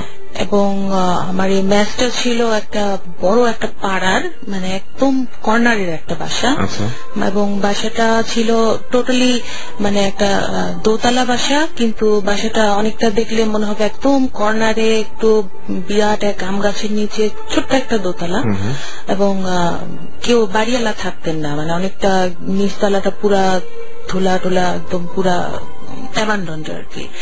তো সেই রকম একটা বিল্ডিং এর দোতলায় ছিল। হঠাৎ করে এরকম কোনদিন মাথায় আসলে চিন্তা হয়নি যে এরকম কেন? না, অ্যাকচুয়ালি আমি জানতাম যে ওনারা মানে আরো ভিতরে শহরের দিকে, মেইন শহরের দিকে তারা ফ্ল্যাট কিনে ওইদিকে, যেহেতু ছেলের অফিস ছিল ওইদিকে, তো ওই বাসাটা সেই জন্য মেয়েদের কাছে ওনারা মেস দিয়েছিলেন। তো বৃদ্ধ বৃদ্ধা দুইজনেই মাঝে মাঝে আসতেন। তো এবং পাড়ার মানে আমার বাসাটা ছিল আসলে একটু দিনের বেলায় গেলেও মনে হবে যে খুব নির্জন একটা জায়গা, বিরাট এক আম গাছের নিচে, সামনেও কোনো বাড়ি নেই, ছোট একটা মাঠ মতো, তার কোনায় একটা ছোট্ট মন্দির। হ্যাঁ, কিসের মন্দির তা আমি জানি না, একটা মন্দির। তো প্রায় সময় দেখা যেত যে যেহেতু আমি বাংলাদেশের, তো অনেক সময় ছুটি ছাড়া আমি আসতে পারতাম না, বাট আমার যারা মেসে যারা ছিলেন, রুমমেটস এবং অন্যান্যরা যারা ছিলেন, তারা ছুটি হলে চলে যেতেন। আচ্ছা। তো সেই সময় মানে দিওয়ালির কাছাকাছি একটা সময়, এই সময় তো একটা বড় ধরনের ছুটি থাকে, তো সেই সময় আমি দেশে আসতে পারিনি, আমি ছিলাম একা। ওখানে একা ছিলাম। আমার রুমে একজন মেয়ে ছিল বোম্বের, আরেকজন ছিল মহারাষ্ট্রের একটা জায়গায়। তো তারা চলে গেছে। চলে যাওয়ার পরে আমি সারাদিন মানে ইচ্ছা মতো ঘোরাঘুরি করতাম, কলেজ নাই, কিছু নাই, রাতেও অনেক রাত পর্যন্ত জেগে থাকতাম। তারপর মানে ভয়টাই পেতাম না আর কি। তো ভয়টাই পেতাম না। তো এইভাবে কয়েকদিন থাকার পরে, ওখানে একটা সমস্যা ছিল যে মানে বাথরুম এবং টয়লেটটা ছিল বাইরে, ব্যালকনির সাথে। তো যার কারণে খুব একটু সাবধান থাকতে হতো, যে গেলে কেউ নাই, যেহেতু লক করে রুম লক করে যাওয়া লাগতো, একটু ঝামেলা ছিল। তো একদিন রাত্রে আমি মানে বেশ ঘুমিয়ে পড়েছি। তো মানে আমার একটা বদনাম আছে আর কি, যে ঘুমিয়ে গেলে আমার কোনো কিছু হুঁশ থাকে না, খুব গভীর ঘুম। তো এইরকম অবস্থায় হঠাৎ করে আমার মনে হলো যে আমার কানের কাছে কেউ জানি মানে একটা গরম নিঃশ্বাস টাইপের একটা কিছু মানে পাইলাম আমি। তো যেহেতু দিওয়ালির টাইমে তো মোটামুটি ভাবে একটু শীত হালকা থাকে, মানে অতটা গরম থাকে না, জানালা বন্ধ ছিল। তা আমি মানে এরকম বেশ কিছুক্ষণ মনে হলো ফিস ফিস করে কেউ কথা বলছে। তো এটা শোনার পরে মানে আমার হঠাৎ করে ঘুমটা ভেঙে যায়। ঘুমটা ভেঙে যাওয়ার পরে আমি মানে একটু চমকে যাই। আমি চিন্তা করি কি দরজাটা কি বন্ধ করে ঘুমালাম নাকি খোলা ছিল। তো এইটাই প্রথমে আমার মাথায় আসে। তো আমি দেখি, লাইটটা জ্বালায়, দেখি যে দরজাটা বন্ধ। তো তারপরে আমি বললাম যে দূর কিছু না, বলে আমি আবার শুয়ে পড়ি। আচ্ছা, শুয়ে পড়ার পরে কিছুক্ষণ পর আবার মনে হয় যে আমার পাশ দিয়ে কেউ হাঁটাহাঁটি করছে। হ্যাঁ, কিছুক্ষণ পর পর আমার কানের কাছে এসে কিছু বলছে, এরকম একটা মানে ফিলিং আমার মধ্যে হচ্ছে। তো তারপরে আমি আবার উঠলাম, লাইট জ্বালালাম, দেখি যে কেউ নেই। তো এইবার আমি লাইট অফ না করেই আবার শুয়ে পড়লাম। তো দেখি কিছুক্ষণ পরে আবার আমার কানের কাছে মনে হয় যেন ফিস ফিস ফিস ফিস করে কি বলছে, সেটা আমি বুঝতে পারছি না, বাট বলছে। তো এটা বলার পরে তো আমার একটু মানে বিরক্তি ভয় দুটোই কাজ করছে। তো আমি পাশের রুমটা চেক করলাম, ভাবলাম কি যে হয়তো ভুল করে আমি দরজা খুলে রাখছি, কেউ হয়তো ওই রুমে ঢুকে লুকিয়ে পরে আমাকে ভয় টয় দেখাচ্ছে। তো যার ফলে আমি পাশের রুমে গেলাম। পাশের রুম তো অন্ধকার ছিল, লাইট জ্বালিয়ে বেডের নিচে টিচে সব দিকে চেক করলাম, না কেউ নেই। শেষে আমি করলাম কি, পাশের রুমটা ভিতর দিয়ে বন্ধ করে দিলাম, যে যদিও বা থাকে কোনোভাবে যদি আমি মিস করে থেকে থাকি তাহলে যেন না আসতে পারে, এই মনে করে আমি বন্ধ করে আবার শুয়ে পড়েছি। শুয়ে পড়ার পরে তারপরে লাইট অন, আমার চোখ বন্ধ, আমি ঘুমাইনি, পুরা জেগে আছি। পরে দেখি যে একদম সেম কাহিনী, আমার কানের কাছে ফুসফুস সেই আবি যাবে কি সব বলতেছে, আমি কিছুই বুঝতে পারছি না। তারপরে আমার পায়ের কাছে ছিল একটা ওয়ার্ডরোব, দেখি যে ওয়ার্ডরোব নাড়ানাড়ি, ওয়ার্ডরোবের উপরে দুই একটা বোতল টোতল ছিল, পারফিউম টারফিউমের বোতল টোতল, এগুলা টুকটাক করে পড়া শুরু করলো। এবার তো আমি মানে অত্যন্ত একটু ভয়ও পাচ্ছি, প্লাস চিন্তাও করছি যে এটা কি, আমি এতদিন ধরে এখানে আছি, এরকম তো কিছু আমি এক্সপিরিয়েন্স করিনি, হঠাৎ করে আজকে এটা কি হলো। তো আমি উঠে বসলাম, উঠে বসার পর দেখি যে কিছু নাই। তো তারপরে উঠে বসার সাথে সাথেই আমি একটা কান্নার আওয়াজ পাই। একটা মানে মনে হলো যে খুব কেউ মানে গুমড়ে গুমড়ে কাঁদছে এরকম। তো আমি ঘড়িতে দেখলাম প্রায় মানে 2:45 মতো বাজে। হ্যাঁ, চারিদিকে নিস্তব্ধ। তো মনে হলো আমার মানে কিছুক্ষণ চিন্তা করলাম যে এরকম ভৌতিক কোনো ব্যাপার যদি হয়ে থাকে তাহলে তো এরকম নিশ্চয়ই কিছু একটা আছে ঘরের ভিতর, কিন্তু কান্নাটা তো মনে হচ্ছে বাইরের কোথাও থেকে আসছে।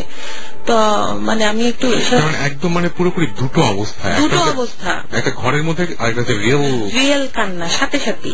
আমি উঠে বসার সাথে সাথেই এটা আমি এবার পেলাম, মানে বেশ কিছুক্ষণ এই কাহিনীটা হওয়ার পরে আমি এটা পেলাম। তো তারপরে একটু কিউরিয়াস আর কি, আমি সব বিষয়ে মানে ভয় পেলে মানে একটু বেশি কিউরিয়াস হয়ে পড়ি যে কি কারণে হচ্ছে। তো আমি সাথে সাথে শুধু একটা জ্যাকেট নিয়ে আর একটা সেলফোন ছিল, ওটা নিয়ে আমি বের হয়ে গেলাম দরজাটা বন্ধ করে। গিয়ে বাইরে বের হয়ে দেখলাম যে একদম নিস্তব্ধ একটা মানে পাড়া, কোন মানে ম্যাক্সিমাম মানে সব বাসারই লাইট অফ, মানে খালি স্ট্রিট লাইট দুই একটা জ্বলছে, খুবই নিস্তব্ধ।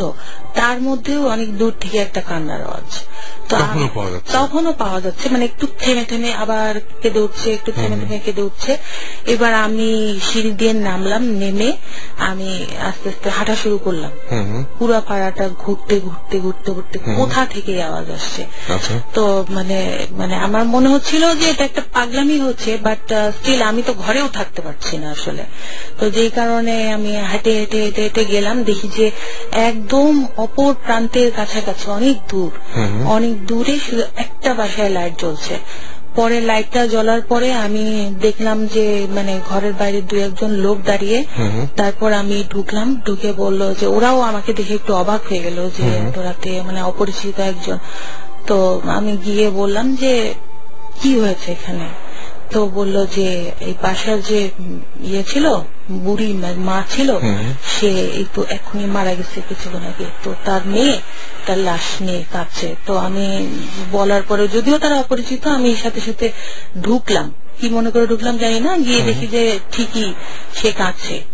হ্যাঁ, তো মানে কাছে, এবং ওই ভদ্র মহিলাকে আমি মাঝে মাঝে দেখেছি আমার বিল্ডিং এ আসতে, এই কারণে যে যখন আমার বাড়ি এলিয়ে আসতেন উনিও সেই ইমেজ তারা আসতেন। তো আমার একটা ধারণা হলো যে এরা নিশ্চয়ই বান্ধবী ছিল, পরে আমি জানতে পারি বান্ধবী ছিলেন।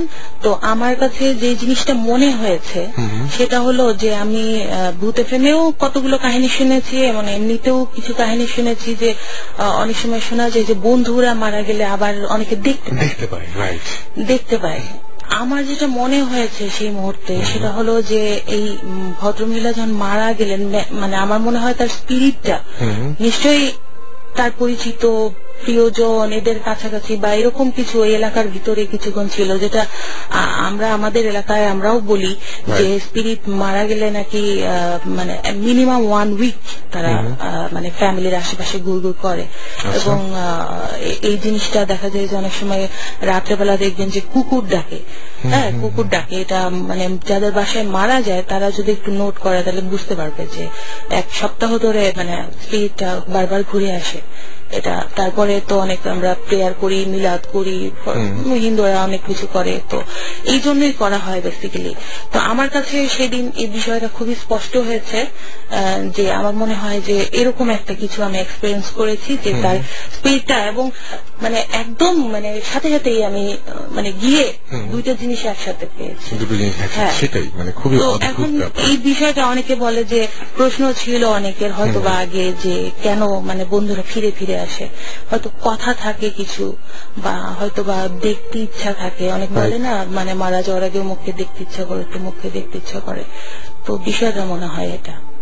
তো পরে আমি চলে আসি রাতে, তারপরে আমি আর কিছু এক্সপিরিয়েন্স করি না। ঘুমাতে পেরেছিলেন? না, আমি ঘুমিয়ে গেছি, এবং পরের দিন যখন আমি চলে গেলাম পরে আমার সে মানে রুমমেট বোম্বে থেকে আসে, তো পরে সে বিকালবেলা আসার পর আমাকে ফোন দেয়। আমি তখন আবার সিটিতে চলে গেছি, সে আবার বলে যে লিজ তুমি কোথায়?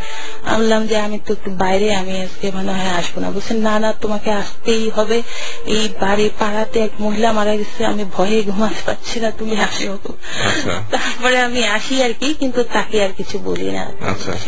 তার কি কোনো প্রবলেম হয়েছিল এরকম কোন ধরনের কোনো কিছু? না না না, ওখানে কিছু হয় নাই, এবং আমার মনে হয় না ওরকম কিছু ছিল। বাট ওই রাতের ঘটনাটা যেহেতু একদমই অদ্ভুত ব্যাপার না, খুবই অদ্ভুত ব্যাপার। আপনাকে জাগিয়ে যেন মৃত্যু সংবাদটা দেওয়া হলো এরকম একটা ব্যাপার এরকম। এবং আমার মনে হয় যে she didn't come for me, মানে উনি ওখানে আসছিল তার বান্ধবীর খোঁজে বা সামথিং, কিন্তু আমাকে একা, যেহেতু আমি ছিলাম পুরা বিল্ডিংটাতে একা ছিলাম, তো তার উপস্থিতিটা আমি মানে খুব পেয়েছি। অন্য কেউ থাকলে হয়তো বা জানি না কি হতো। সত্যি আমাদেরকে যাই হোক, আমার কতগুলো SMS পড়ে ফেলি। লাবণী আমাদের SMS করেছেন, লিখেছেন ভাইয়া খুব ভালো লাগছে, thank you so much. Pinki লিখেছেন খুব ভয় লাগছে, আজকে ঘুম আসবে না হয়তো। ওকে, না ঘুমাতে হবে, না ঘুমালে দেখা যাবে কালকে রেডিও ফুর্তি মিস করবেন, রাইট। নাহিদ মুগ্ধাপাড়া থেকে লিখেছেন যে বামনদের ঘটনাটা আমি প্রিভিয়াস স্যাটারডেতে মিস করেছি, এগেইন শুনতে পারবো। আচ্ছা, এটা হচ্ছে বামনদের ঘটনা অনেকদিন থেকেই হচ্ছে, মানে আমরা আলোচনা করছিলাম, সেই জন্যই আজকে যেটা লিজ বললেন সেটা মানে তার ঘটনা। বাট এর আগে আরো একজন কিন্তু শেয়ার করেছেন, তিনি আজকে আমাদের SMS পাঠিয়েছেন, এবং মানে কি বলবো যে হঠাৎ করে তার SMS আমরা পেয়েও গেছি এবং পড়ে ফেলেছি।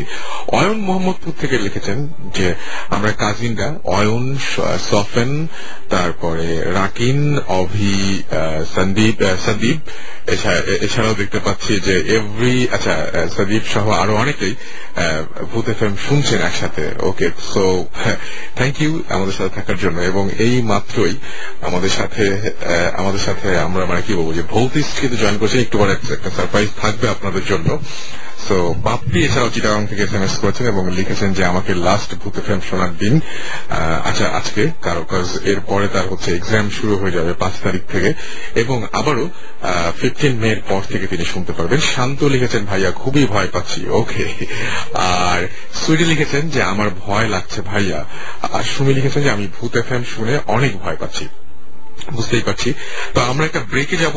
ইন দ্য মিন টাইম আপনারা একটা গান শোনেন এবং আপনারা সবাই মিলে ওয়েট করছেন। আচ্ছা, এখানে আমরা দেখতে পাচ্ছি যে আপনারা অনেকেই ইনফ্যাক্ট লিখেছেন যে একটা মেইলও আসছে সুমন ভাইয়ের কাছে, যেটা আমি পড়ে ফেলেছি একটু আগে। এছাড়াও দেখতে পাচ্ছি যে এখন মানে একজন এরকম করে বলছেন যে দেশ টিভিতে ভৌতিক শো কবে থেকে শুরু হবে, নাম হচ্ছে নাহিদ মুগ্ধাপাড়া থেকে। সুতরাং এই প্রশ্নগুলো নিয়ে সবকিছু নিয়ে আমরা একটু পরেই ফিরে আসবো, জাস্ট একটা ব্রেকের পরে। আর এর মাঝখানে ছোট্ট একটা গান শুনে আসবো। Let's go, cruising through the city now we ain't. Go, go, the spinning gas, getting with insane. Go, we enjoying all the just the way that.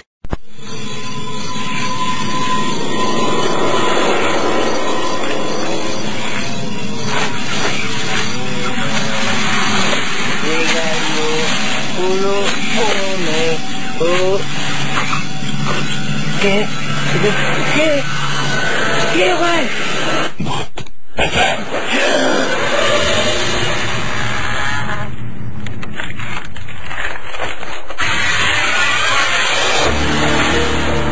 Right, শুনছেন সবসময় রেডিও ফুর্তি, সাথে আছি আসেল এবং চলছে ফুট এফএম। আর এই মুহূর্তে আমাদের সাথে জয়েন করেছেন, আমি মানে কি বলবো, সরাসরি আপনার কণ্ঠ শুনলে বুঝতে পারবেন আমাদের অনেক অনেক ভালো লাগার একটা কারণ হচ্ছে, আর মানে আজকে ভালো যাচ্ছে সবকিছুই। সুমন ভাই চলে আসছেন। হ্যালো এভরিওয়ান, রাসেল ভুল বলেছে, আমি আসলে সাকিব। সুমন বলছে সাকিব ভাই আসছেন, থ্যাংক ইউ সাকিব ভাই আসার জন্য, অনেক কষ্ট করে এসছেন। সুমন ভাই কি অবস্থা? সুমন ভাই মারাত্মক ভালো আছে, এত ভালো একটা মানুষ মানে এরকম হয় না, হয়নি না।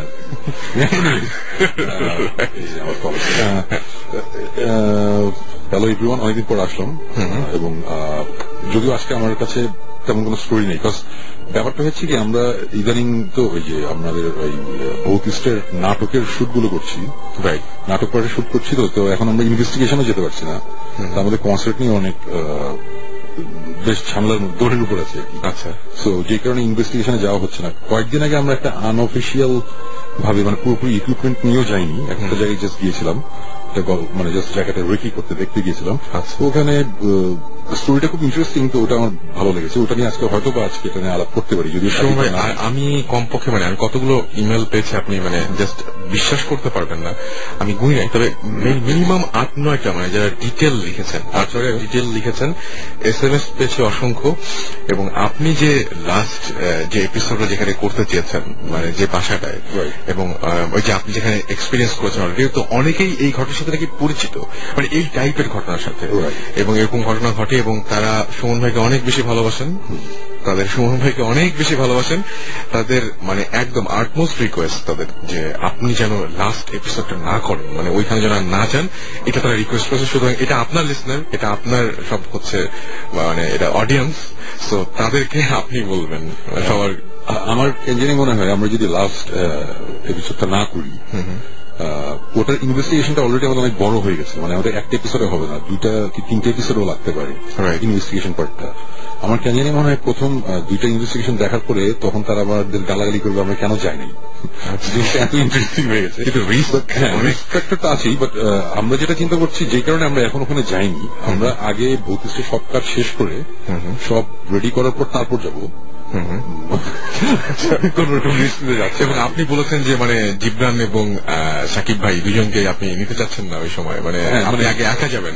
হ্যাঁ, এরকম একটা, বাট এখন একটা সময় সিনারিওটা অন্যরকম ছিল, বাট আমি শিওর ঘুরে ফিরে দেখা যাবে যে আমি যাচ্ছি, সাকিব যাচ্ছে, জিবরান, মানে আমি মানে সাকিব আর জিবরান ছাড়া ভৌতিস্ট অ্যাকচুয়ালি ভৌতিস্ট না।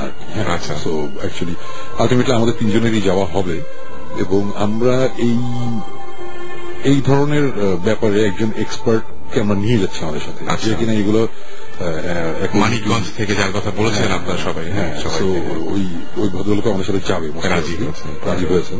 সো আমার মনে হয় ব্যাপারটা বেশ ইন্টারেস্টিং হবে। আচ্ছা, এবং এতদিন যখন এখন পর্যন্ত আমরা এই ভূতের যখন শুরু করেছিলাম, তখন আমরা বলতাম যে আমরা 28টা জায়গায় গিয়েছি, 30টা জায়গায় গিয়েছি। এখন ওই দিন আমরা হিসেব করে দেখি যে আমাদের কত 57 না 58 প্লেসেস আমরা গেছি। অনেক জায়গায় অ্যাকচুয়ালি যাওয়া হয়েছে লাস্ট 2 বছরে। এতদিন যখন কিছু তেমন হয় নাই, মোস্ট প্রবলি আমরা বের হয়ে আসবো। আচ্ছা, তো এটাই ছিল আর কি, আমাকে জানানোর দায়িত্ব দেওয়া হয়েছিল। কনসার্ট এবং খুব ভালো হয়েছে, থ্যাংক ইউ ভেরি মাচ। সেটাই আমরা দেখছি কি করা যায়। হ্যাঁ, সেটাই, মানে অনেকেই, এবং এই মানে ইমেল করে করে অনেক বড় করে যে ব্যাপারটা লেখা, এটা বোঝা যায় যে আসলেই ব্যাপারটা, এবং যারা লিখেছেন তারা অনেকেই দেখেছি যে তারা জানেন এরকম ধরনের ঘটনা শুনেছেন তারা, এবং বলছেন যে সিমটম যেগুলো পাচ্ছি এবং আপনি যেগুলো বলেছেন সেগুলো যে সমস্ত ক্লু গুলো রয়েছে সেগুলো বলছে জায়গাটা খুব ভালো হওয়ার কথা না। সো এই রিকোয়েস্ট ছিল। আর আরেকটা রিকোয়েস্ট ছিল এরকম যে মানে আপনার লাস্ট এপিসোডটি করার খুবই দরকার আছে, নাকি এটা কন্টিনিউ করা যায় আরো আরো আরো নাকি সিজন, মানে অ্যাকচুয়ালি আমরা ভৌতিষ্টা চিন্তা করেছিলাম একটা সিজনই থাকবে 13টা এপিসোডের, বাট আমরা ইনভেস্টিগেট করতে করতে একটা সময় এসে এখন আমরা 9টা লোকেশন পেয়েছি অলরেডি। এই 9টা লোকেশন প্রচন্ড ইন্টারেস্টিং। আচ্ছা, কিন্তু আমরা 9টা লোকেশন থেকে আমরা 6টা লোকেশন হয়তো আমরা দেখাচ্ছি এবার, আরো 3টা লোকেশন কিন্তু রয়ে গেছে। এছাড়া সামনে আরো লোকেশন আমরা পাবো, আমরা জানি। সো আমাদের এই ফার্স্ট সিজনটা যদি ঠিকঠাক মতো চলে, সবকিছু ঠিক থাকে, তাহলে ডেফিনেটলি আমরা সেকেন্ড সিজনে যাব। বাট ফার্স্ট সিজন থেকে সেকেন্ড সিজনের মধ্যে হয়তো অ্যাটলিস্ট 6 মান্থসের একটা গ্যাপ থাকতে পারে, বিকজ এখন ব্যাপারটা যেহেতু একটু অন্যদিকে চলে গেছে, ঘোস্ট হান্টার্সদের সাথে আমাদের যোগাযোগ হচ্ছে, একটা ইনভেস্টিগেশনে গিয়েছিলাম, সামনে আবার যাবো।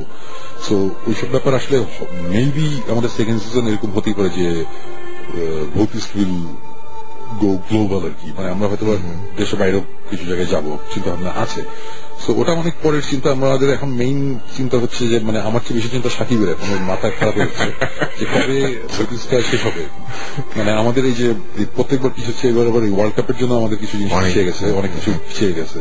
সো আমাদের তো এই মাসেই শুরু করার কথা ছিল, তারপরে চিন্তা করলাম এপ্রিল, এখন আবার চিন্তা হচ্ছে মে, মানে এরকম একটা ব্যাপার হচ্ছে আর কি। বাট আমরা চেষ্টা করবো। আচ্ছা, আমি একটা অফ টপিক অন্য একটা কথা বলি, সেটা হচ্ছে যে এটা আমি প্রত্যেকবার বলতে চাই, বলা হয় না। আমার ছেলের দুটো ফ্রেন্ড আছে, মানে ওরা ক্লাস 5-এ পড়ে, গ্রিন হেরাল্ডে, পিচ্ছি দুটো ছেলে। একজনের নাম হচ্ছে সাইরাত, আর একজন হচ্ছে রিয়াসাত। এরা আমার সিভিয়ার হিউজ ফ্যান, মানে আমার গানটা অনেকদিন ধরে ফলো করে। এবং তারপরে তারা ভৌতিস এবং এই যে ভূত এফএম এর সিভিয়ার ফ্যান হয়ে গেছে। ভূত এফএম এ এভরি নাইট, মানে এভরি উইকে রাত্রেবেলা কি হচ্ছে না হচ্ছে এগুলো আমার ছেলেকে তারা খবর দেয়। জানিস তোমার বাবা তো ওই দিন অমুক জায়গায় গিয়েছিল, আমার ছেলে জানি এটা, আমাকে কল দেওয়ার আমি জিজ্ঞেস করে। সো অ্যাকচুয়ালি ওদের সাথে আমি মিটও করেছিলাম, ক্লাস 5-এর দুটো ছেলে, এবং ওদের থ্যাঙ্কস আমাদের এই ভূত এফএম রেগুলার শোনার জন্য। ওরা নিশ্চয়ই আজকে শুনছে। আমাদের পক্ষ থেকে অনেক অনেক থ্যাঙ্কস যে এত কষ্ট করে এত রাত্রেবেলায় বাচ্চা ক্লাস 5-এ পড়ে, তারপরে এত রাত জেগে যে শুনছে, এটা বিরাট ব্যাপার। এবং ওরা নিশ্চয়ই আছে অনেক হ্যাপি হবে যে সুমন ভাই আজকে আছেন এখানে, সুতরাং আরো অনেক অনেক বেশি হ্যাপি অন্য দিনের চাইতেও। তো আমরা দেখতে পাচ্ছি যে তাসমিয়া আমাদের SMS করেছেন, এবং তাসমিয়া উত্তরা থেকে SMS করেছেন। এছাড়াও আমাদেরকে SMS করেছেন রনি, SMS করেছেন আমাদেরকে অনন্যা, সাইদ, এছাড়াও জয়, এছাড়াও আমাদেরকে SMS করেছেন মিম, এছাড়াও বিধান, সাজিম সহ আরো অনেকে, ফারুক সহ আরো অনেকে, এবং আশিক। সো আমরা একে একে SMS গুলো পড়ার চেষ্টা করব। আমাদের যারা ইমেল পাঠাচ্ছেন তাদেরকে বলি যে bhutfm@radiofurti.fm এখানে ইমেল পাঠাতে পারেন, এবং শাউট লিখে স্পেস দিয়ে আপনার নাম লিখে স্পেস দিয়ে আপনার মেসেজ লিখে পাঠিয়ে দিতে পারেন 9840 নাম্বারে। আমরা কোনো ঘটনায় যাব? আমার আজকে তেমন কোনো ঘটনা নেই, একটা ঘটনাই আছে যেটা খুব ইন্টারেস্টিং, ওটা আমরা ওটা দিয়ে শেষ করবো।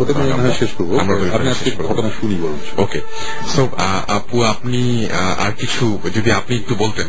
আচ্ছা, মাঝখানে তাহলে আমরা ওনার কাছে একটু ঘুরে আসি, ওনার কাছ থেকে একটু ঘুরে আসি। ওনার কাছ থেকে ঘুরে আসার পরে তারপরে আবার আপুর কাছে আসবো। আচ্ছা, আপনি একটা ঘটনা বলেছিলেন আপনাদের পুরান ঢাকা নিয়ে, এবং যে আপনারা যে এলাকায় থাকেন সেই এলাকায় একটা ছাদ থেকে আরেকটা ছাদে যাওয়া যায়। জি ভাই। তো আপনারা ওইখানেই ছাদে একটা ঘটনা এক্সপিরিয়েন্স করেছিলেন, তো আপনি বলতে পারেন? আপনার বেশ কিছু আছে, আমরা একটা ঘটনা শুনি আগে। হাই লিসেনার্স, আমি আসিফ, হাজারবাগ থেকে, পুরান ঢাকা। আমার বাসা একসাথে 4-5টা বাসার সাথে অ্যাটাচড। তো সামনে আমার একটা ফ্রেন্ডের বাসা, আমার বাসা থেকে ওর বাসা প্রায় ছাদ থেকে ছাদে দেখা যায়। তো আমি প্রায় প্রত্যেক রাতেই 3টা-4টা পর্যন্ত ছাদে থাকি। তো একদিন হঠাৎ ছাদে বসে গিটার বাজাচ্ছি, আর ওদের বাসার ছাদের দিকে তাকাইছিলাম। তো হঠাৎ দেখতে পেলাম যে ওদের বাসার ছাদ থেকে নিচের দিকে 2টা লোক গ্রিল বেয়ে নামতেছে। তা আমি তখন আমার ফ্রেন্ডটারে ফোন দিলাম, ফোন দিয়ে জিজ্ঞেস করলাম যে কি ব্যাপার, তোদের বাসায় মনে চোর আসছে। তখন ও বের হয়ে চেক টেক করলো, করে দেখলো কেউ নেই। তারপর বাবা আমাকে ডাকায় নিল, ডাকায় নিয়ে বলতেছে যে বাবা কি হয়েছে, কি ঘটনা। তখন আমি বললাম যে আঙ্কেল এরকম এরকম বাসা থেকে উপর থেকে 2টা লোক ফিরে নিচে নামতে দেখলাম। তারপর আবার ব্যাক করে আবার সেই ছাদে বসলাম, বসে আবার সেই ছাদের দিকে তাকায়। আপনি আমার একটা ঘটনা বলার সময় আজকে একটা ঘটনা খুব অদ্ভুত টাইপের বলছিলেন জিনিসটা, সেটা হচ্ছে যে আপনি এই শোতেই শুনেছেন, কিন্তু মানে এটা কিন্তু সুমন ভাই অ্যাডভাইস করেননি। আপনি যেটা বলছিলেন যে সুমন ভাই যেটা করেন যে কোনো ভয় পেলে বা কোনো কিছু দেখলে সেটা ভালোভাবে দেখতে চান বা জিনিসটা খুঁতে দেখতে চান। তো ভালোভাবে দেখতে চাওয়া, আমি এখানে শুনেছি ফেস করা, রাইট, ফেস করা, এবং আপনিও সেই জন্যই ফেস করতে চেয়েছিলেন, রাইট? ওকে, তারপরে তো আমি যখন দেখলাম যে সেম জিনিসটা আমি আবার দেখলাম যে আবার 2জন নামতেছে, উপর থেকে নিচে নামতেছে। আমি আবার ফ্রেন্ডটাকে ফোন দিলাম যে ঘটনাটা কি। তখন ও বলল যে ও আর কিছু না বলে বলতেছে তুই কিছু করিস না, তুই দেখ ব্যাপারটা কি। তা আমি একবারে পাশের ছাদে গিয়ে দেখতেছি যে ঘটনাটা কি। আচ্ছা যখন পাশের ছাদে গেলাম, গিয়ে দেখি আবার নেই। আচ্ছা তখন আমি ভাবছি যে হয়তোবা হ্যালুসিনেশন কিছু আমার হচ্ছে। তা আমি আবার বসে সেম কাজটা করতেছি। দেন ওই ছাদের মধ্যে সিরিয়ালি পাঁচজন ছাদের মধ্যে এন্ট্রি করে। তার মধ্যে তিনজন তিন কর্নারে দাঁড়ায় আর 2 জন মাঝখানে। কি করতেছিল আমি বুঝতেছিলাম না, জাস্ট দেখতেছিলাম যে 3 কর্নারে 3 জন আর মাঝখানে 2 জন। তার মধ্যে আরেকজনের এন্ট্রি, সে কিনা অনেক লম্বা, মেবি 7 থেকে 8 ফিট, পরনে তার বিশাল একটা আলখাল্লা, পাঞ্জাবির মতন অনেক বড়, সাদা রঙের। তো সে মনে হচ্ছিল যে শূন্যে ভাসতেছে। তার সঙ্গে সঙ্গে 3 কোণায় যে 3 জন ছিল তারাও ভাসতেছিল। আচ্ছা এটা দেখে আমি ভয় পেয়ে গেলাম। ভয় পেয়ে আমি আমার ফ্রেন্ডটাকে ফোন দিলাম। ফোন দিয়ে জিজ্ঞেস করলাম যে দোস্ত এরকম ঘটনা, এখন তো ছাদে আরো অনেকজন আসছে, তুই কি ছাদে চেক করছিলি যে ঠিক মতন তালা লাগাইছিলি কিনা? তখন ও বললো যে আমি তো নিজে তালা মেরে আসছি, আর এখন নিচ থেকে তো ছাদে কারো ওঠা সম্ভব না। আচ্ছা তো এই কথা শোনার পরে আমি দেখার জন্য পাশের ছাদে গেলাম। পাশের ছাদে গিয়ে ক্লোজলি দেখার জন্য গেলাম। যখন আমি ছাদের মিডল পয়েন্টে চলে আসছি, তখন দেখি কেউ নেই। এবং সঙ্গে সঙ্গে আমার উপর দিয়ে মনে হলো যে কি একটা যেন চলে গেল।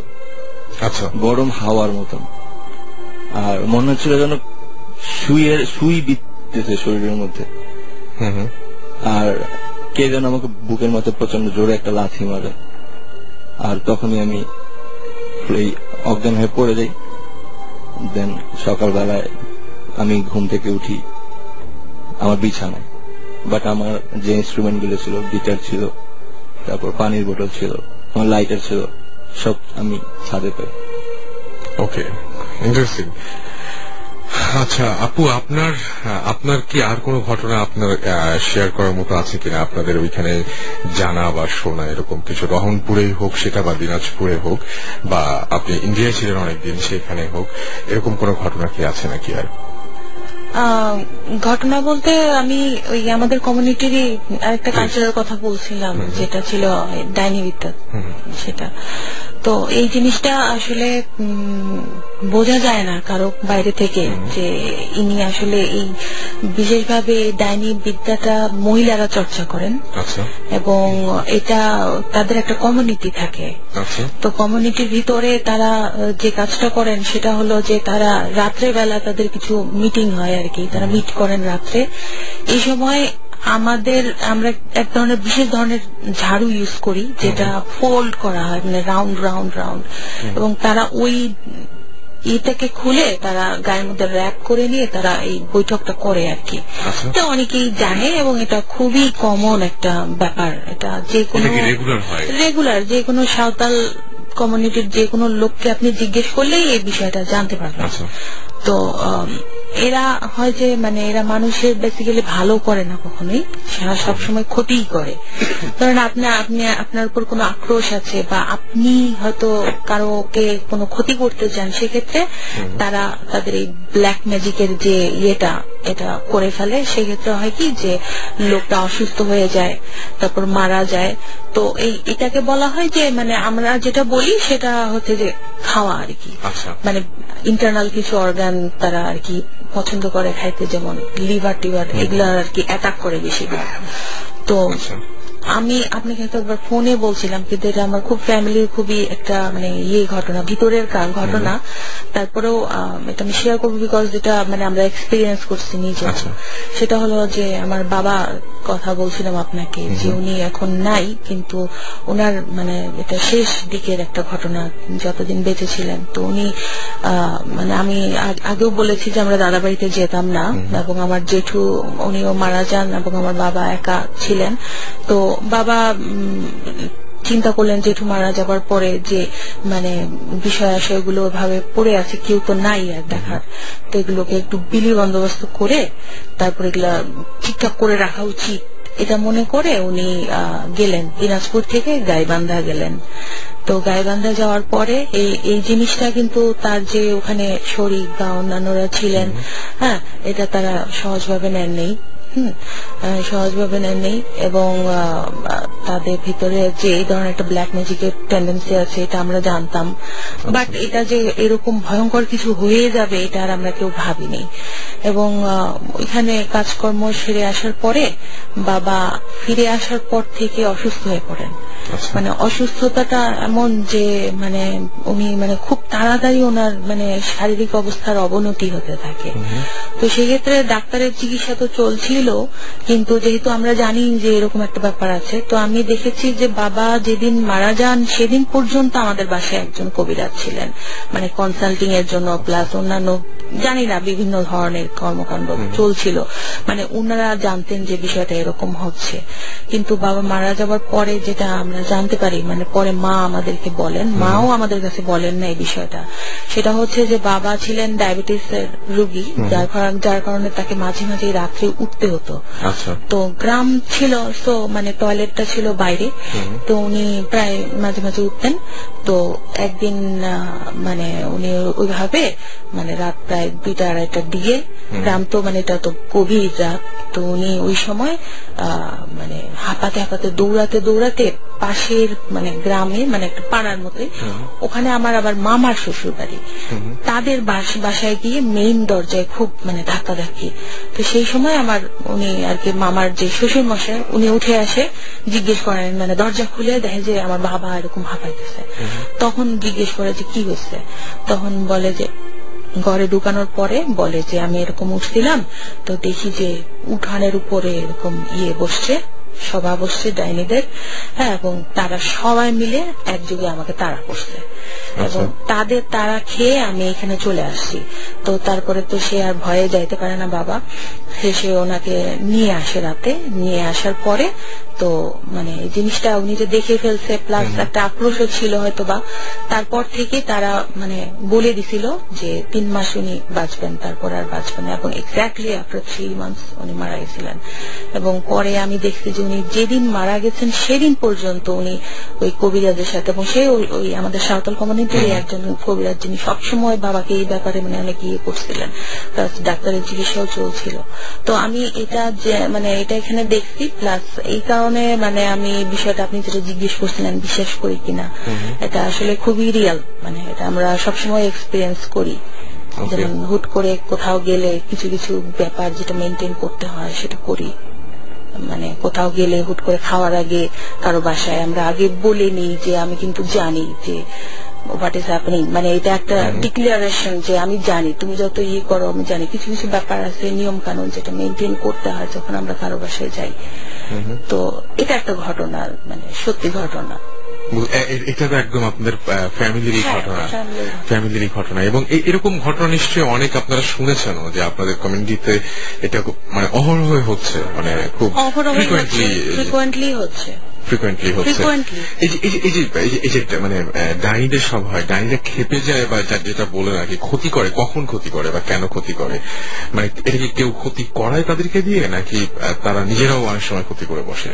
তারা নিজেরাই ক্ষতি করে বসে, কারণ তারা কারো ভালো সহ্য করতে পারে না। মানে একটা এক্সাম্পল দিই, যেটা আমার মার বাড়ি, মা নিজের চোখে দেখেছেন, যেটা তাদের বাড়ির পাশে এক মানে মহিলা ছিলেন যিনি এই ডাইনি বিদ্যার চর্চা করতেন। এটা জানে সবাই, জেনেও মানে ইটস লাইক ওপেন সিক্রেট, কেউ কিছু এটা নিয়ে ঘাটায় না।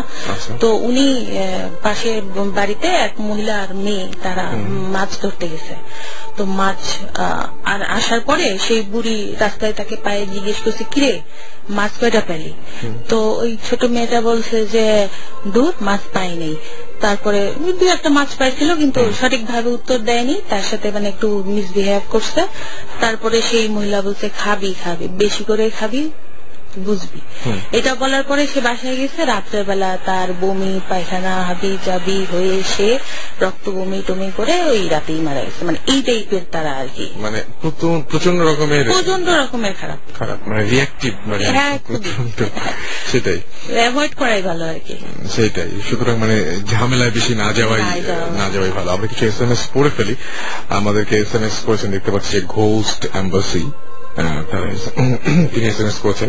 সুমন ভাই, SMS গুলোর এরকম নাম হওয়ার একটু কারণ আছে, সেটা হচ্ছে যে আজকে জিবরান ভাই আসার কথা ছিল, ইনফ্যাক্ট একটা সপ্তাহ পরে আসতে চেয়েছিলেন।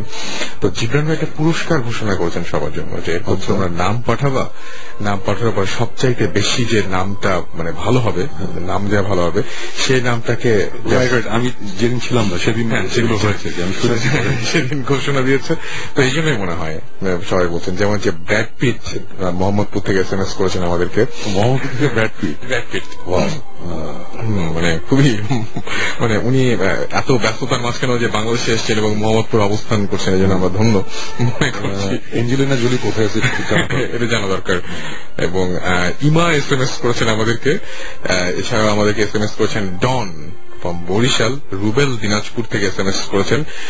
ভূত FM শুরু হওয়ার পর থেকে তিনি ভৌতিক ব্যাপারগুলো বেশি বেশি ঘটছে তার সাথে। আচ্ছা, হাসান লিখেছেন যে তার খুব ভালো লাগছে। এছাড়া আমাদেরকে লিখেছেন ভূতনি, আচ্ছা ভূতনি SMS করেছেন আমাদেরকে। এছাড়া আমাদের SMS করেছেন হাফাজ হাসান, তারপরে হাফাজ হাসান একটা বরিশাল থেকে SMS করেছেন আমাদেরকে। SMS করেছেন মহাখালী থেকে মাহবুব, এবং আচ্ছা মাহবুব SMS করেছেন। এছাড়াও হাসিব SMS করেছেন আমাদেরকে। আচ্ছা, মাহবুব SMS করেছেন সুমন ভাই এবং জিবরান ভাইকে বলেছেন তিনি যে তাদের কথা খুব ভালো লাগছে, ভালো লাগে আর কি। আর আমাদেরকে ডেভিল তাওহিদ SMS করেছেন যে সুমন ভাই আপনার ভৌতিষ্টের ক্রু হয়ে আপনার ভূত দেখতে চাই। এখনো পর্যন্ত আমরা দেখতে পারবো না ভূত, তুমি ক্রু হয়ে কেন দেখবো আমি ঠিক জানি না, হ্যাঁ সেটাই। আর এছাড়াও আরিফিন আমাদের SMS করেছেন। এছাড়াও SMS করেছেন, আমি বললাম যে ঘোস্ট এম্বাসির আরেকটা SMS পেয়েছি, সাকি আমাদের SMS করেছেন। SMS করেছেন আজাদ, শাহিন, শিফা সহ আরো অনেকে। তো সবাই জানিয়েছেন যেটা বেসিক্যালি যে অনেক ভালো লাগছে, অনেক এনজয় করছেন, সেটাই। শুনুন, এখন কি আমরা আপনার ঘটনায় যাব? আমার আজকে একটাই ঘটনা। তো তাহলে আরেকটু পরে যাই না? হ্যাঁ, একটু পরে যাওয়া যায়। আমি জাস্ট একটা কথা বলবো। একজন বলছিল যে ভূত FM শোনার পর থেকে তার বেশি বেশি ঘটছে। অ্যাকচুয়ালি মেইন ব্যাপারটা এটা নিয়ে আমরা আগে অনেকবার বলেছি যে এইসব জিনিস মোস্ট অফ দ্য কেসেসে অ্যাকচুয়ালি হয় সাইকোলজিক্যাল ব্যাপার স্যাপার হয়। আচ্ছা, একজন আমাকে SMS করেছে, এঞ্জেলিনা জোলি কই আছে ওইটা দিয়ে আপনার কি? ওইটা দিয়ে আমার বুঝতেই পারছি কি। এনিওয়েজ, আমরা তো এখন ভূত নিয়ে গল্প করছি, এখন এসব নিয়ে আলাপ না করে। না, আমি ফ্যান, আমি বিগ ফ্যান। অ্যাঞ্জেলিনা জোলিতে আমরা জোলির ব্যাপারটা আপনার মনে হয় অনেকে জানেন না। টুরিস্ট মুভিতে কিন্তু সুমন ভাইকে দেখা গেছে, যারা টুরিস্ট মুভিটা দেখেন না তারা দেখে ফেলবে। এবং সেটাই, হ্যাঁ সেটাই। Anyways, I am from Hollywood না, এঞ্জেলিনা জোলির কথা না, সরি, যা বলছিলাম অ্যাকচুয়ালি ভূত নিয়ে, ভূতের কথা। একজন ইদানিং এগুলো আগে অনেকবার বলেছি, সেটা হচ্ছে যে আমরা অ্যাকচুয়ালি এইসব মোস্ট অফ দ্য কেসেসে আমি যেটা দেখি, যেটা বুঝি, সেটা হচ্ছে যে মোস্ট অফ দ্য কেসেসের ব্যাপারটা অনেকটা সাইকোলজিক্যাল। আজকে আমি ঠিক আছে, আমার বাসায় সবকিছু ঠিকঠাক আছে, আমার রুমে রাত্রে যখন ঘুমাতে যাই টুকটাক হয়তো আওয়াজ হয়, সবার বাসাতেই হয় হয়তো, কিন্তু আমি একটা ভয়ের মুভি দেখলাম, তারপরে তো ভূতের গল্প শুনলাম, তারপর রাতে ঘুমানোর সময় মনে হয় এই আওয়াজ হচ্ছে কেন, অথচ আওয়াজ কিন্তু এভরিডে হয়। এভরিডে আমরা কিন্তু চিন্তা করি নেই যেটা ভূত বা বিমন অথবা খারাপ কিছু, তখন আমরা চিন্তা করি। সো মোস্ট অফ দ্য কেসেসে এগুলো সাইকোলজিক্যাল, বাট কেউ তাই বলে আমি বলবো না যে সারাক্ষণ সবসময় সবকিছুই সাইকোলজিক্যাল বলে উড়িয়ে দেওয়াটা উচিত হবে না, তাহলে প্রবলেম হয়ে যাচ্ছে। আজকে উনি বলছিলেন যে ডাইনি বিদ্যা যেটা শুনছিলাম, এসব জিনিস আসলে হয় কিনা। আমি আমার ভয়ঙ্কর একজন মানুষকে আমি চোখের সামনে দেখেছি সাফার করতে, ভয়ঙ্কর ভাবে সাফার করতে দেখেছি, এবং সো আমি সিরিয়াসলি বিলিভ করি যে হ্যাঁ, দিস থিংস এক্সিস্ট। আমি দেখেছি, মানে ওই মানুষটা অলমোস্ট ডাইড, তারপর সেখান থেকে আবার ব্যাক করেছে সামহাও আর কি। সো এই জিনিসগুলো এক্সিস্ট করে। আমি এরকম ঘটনা বলতে পারি যে চিটাগং থেকে কক্সবাজারে যাওয়ার পথে একটা গ্রাম আছে, ওই গ্রামে একটা মহিলা আছে যিনি এক্সিস্ট করে, আমি জানি। সো এই ধরনের ইনফরমেশন আমরা অনেক জায়গা থেকে পেয়েছি, এবং আমরা আমার চাক্ষুষ প্রমাণ আছে, আমি দেখেছি যে কি হচ্ছে না হচ্ছে। ইনফ্যাক্ট আমাদের এই যে স্টোরিটা আমরা এর আগেও বলেছি যে একটা লাস্ট এপিসোড যেটা হবে, যেটা নিয়ে আমরা অনেকদিন ধরে ইনভেস্টিগেট করছি এবং ইনভেস্টিগেশনে লাস্টে আমরা যখন যাব ওইখানেও কিন্তু এই ধরনের ব্যাপার স্যাপার আছে। হ্যাঁ, যে কারণে মানুষজন আমাদের অনেকেই আমাদের বলছে যে তোমরা যাও না, গেলে তোমাদের প্রবলেম হবে, তোমাদের অনেক ধরনের সমস্যা হয়, এই হয় ওই হয়। অনেক ঘটনা জানেন, মানে অনেকে মানে তাদের শোনা আছে বা তারা শুনেছেন কোন জায়গা থেকে বা জেনেছেন কোন জায়গা থেকে বা ঘটেছে, এরকম আছে। এবং তারা এমন ভাবেও লিখেছেন যে আমরা কিন্তু জানি।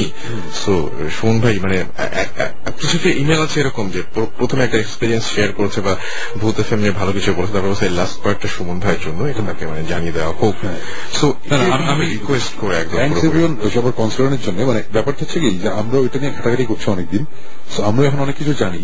মানে আমরা যদি মনে করি যে না এই জিনিস আমরা হ্যান্ডেল করতে পারবো না, তাহলে ডেফিনেটলি আমরা যাবো না, সেটাই। বাট আমরা যদি মনে করি এই জিনিস আমরা হ্যান্ডেল করতে পারবো, hopefully we will handle it very মানে বিশাল হোপফুলি আমরা পারবো। সো আমরা মোস্ট প্রবলি এখানে যাবো। কিন্তু যদি আমরা মনে করি যে না এটা আমাদের হাতের বাইরে, এটা আউট অফ আওয়ার লিগ, তাহলে ডেফিনেটলি আমরা 10 বার চিন্তা করবো এখানে যাওয়ার আগে, যাওয়া ঠিক হবে কিনা। হ্যাঁ, যাওয়ার আগে। বিকজ আর ওই ভৌতিস্ট কবে আসবে এগুলো নিয়ে একটা কথা হচ্ছে।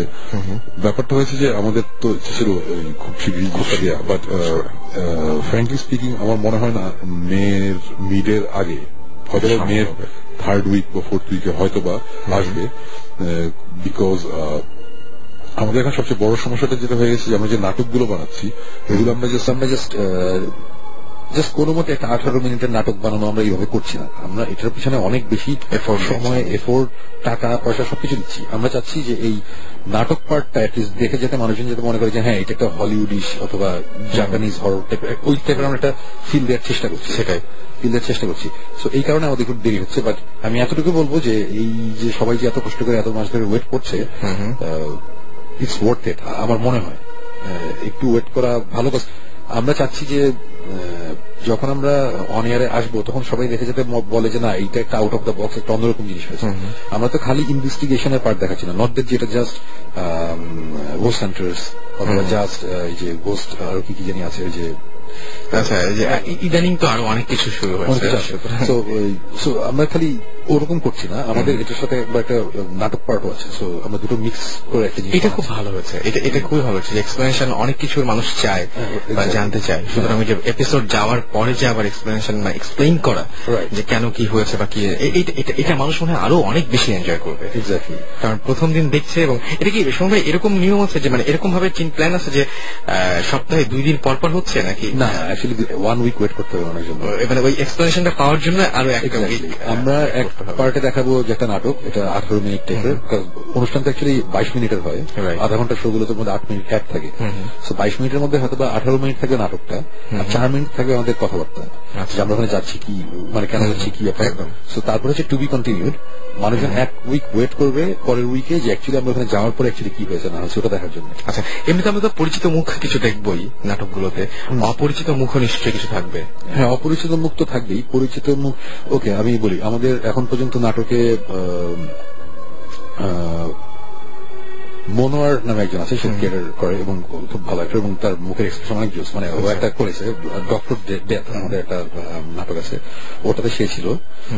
ওটাতে বিপল নামে আমাদের একজন পরিচিত আছে, উনি অ্যাকচুয়ালি মানে ওখানে নাটকের রোলের মধ্যে উনি হচ্ছে ডক্টর, উনি আসলে রিয়েল লাইফে ডক্টর। আচ্ছা, হ্যাঁ, বাহ। সো উনি আছে। তারপরে এখন নাটক করছে বেশ ফেমাস ঈশানা, সে আছে। আচ্ছা, তারপরে আরেকটা নাটকের মধ্যে আছে ইরেশ জাকের, সবাই চিনে। আদিত্য কবির আছে, অম্লান আছে, তারপরে স্বর্ণা আছে, স্বর্ণাকেও সবাই চিনে। সো প্রবাল দাও মনে হয় আছেন। অনেকেই প্রবাল এখনো অ্যাক্টিং এর ইয়েতে আসে নাই, বাট আমাদের পরের এপিসোডে হয়তো আসবে। সোনিয়া নামে আইটেমে আছে, সেও গত বছরের লাক্সে ছিল, লাক্সে টপ 25 এ ছিল মোস্ট প্রবলি। অ্যাকচুয়ালি ওই যে আমাদের ট্রেলারটার মধ্যে একটা মেয়ে ঘুমিয়েছিল, খুবই ভালো, খুবই ভালো করেছে। সবাই মোটামুটি ভালো অ্যাক্টিং করছে। এবং একটা জিনিস আমাদের আমরা অবশ্যই সবাইকে থ্যাঙ্কস দিতে চাই, সবাই খুব ইন্টারেস্ট নিয়ে জিনিসটা করছে, স্বাভাবিক ডিফারেন্ট টাইপের একটা জিনিস একদম। এবং সবার মানে বলবো যে এই যে ঈশানাবলী বা স্বর্ণাবলী এদের অ্যাক্টিংও খুবই ভালো হয়েছে, খুব সুন্দর অ্যাক্টিং করেছে। আর মনোয়ারের কথা বাড়িয়ে দিলাম, ও তো মানে ও প্রথমটা মানে ও একটা এপিসোড মানে একটা সাইকো একটা ডক্টরের অ্যাক্ট করে আর কি, ও মেইন চরিত্র ছিল মানে ভিলেন টিমে। ওর মুখের এক্সপ্রেশন, ওর চাহনি, মানে এভরিথিং ওয়াজ অ্যামেজিং। মানে আমার দেখে পুরো মনে হচ্ছে যে হলিউড এরকম লেগেছে আর কি ওর ব্যাপার স্যাপার। হ্যাঁ, কাজ চলছে, কাজ আগাচ্ছে। ইনফ্যাক্ট আমাদের আগামীকালকে সকাল 7টার সময় আবার আমাদের শুটিং আছে, একটা নাটকের কাজ চলছে। উইচ ইজ ওই নাটকের ঘটনাটা বেশ স্কেয়ারি একটা, ওটা নিয়ে আমরা কোন একদিন হয়তো আলাপ করবো, আজকে না ডেফিনেটলি। সো কাজ চলছে, এখন দেখা যাক হোপফুলি সামনে মেয়ের মিডে বা শেষের দিকে। এখন তার মানে প্রচুর ছোটাছুটি যাচ্ছে, আমাদের প্রচন্ড রকম প্রেশার যাচ্ছে মানে।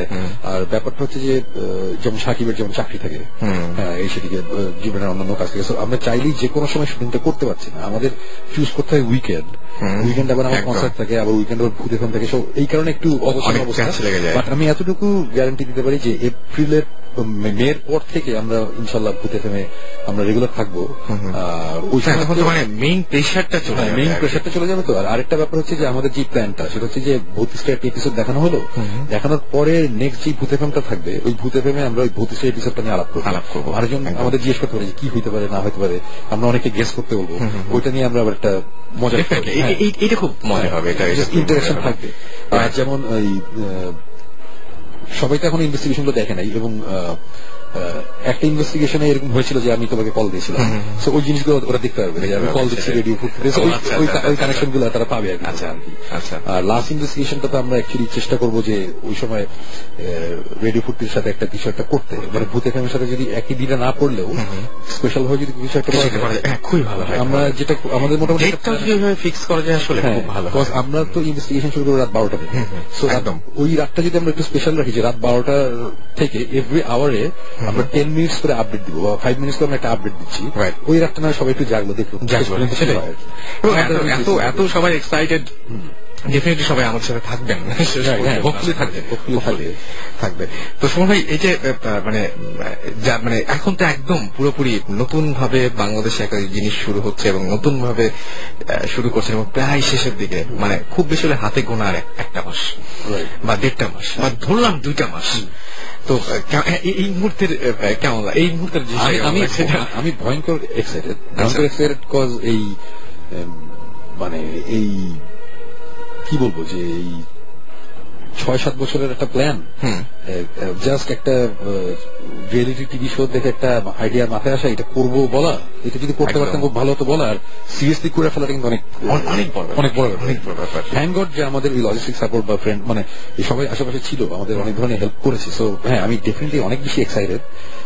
এবং প্রথমে যখন শুরু হয়েছিল, মজার ব্যাপারটা ওটাই যে প্রথমে যখন শুরু মানে ভৌতিক নামটা তো আমরা স্টাবলিশ করেছি 2 বছর আগে, বাট ইনভেস্টিগেশন তো চলছিল অনেক আগে। 2 বছর আগে তো সাকিব জিবরানের অফিসিয়ালি আমার সাথে জয়েন করে, রাইট?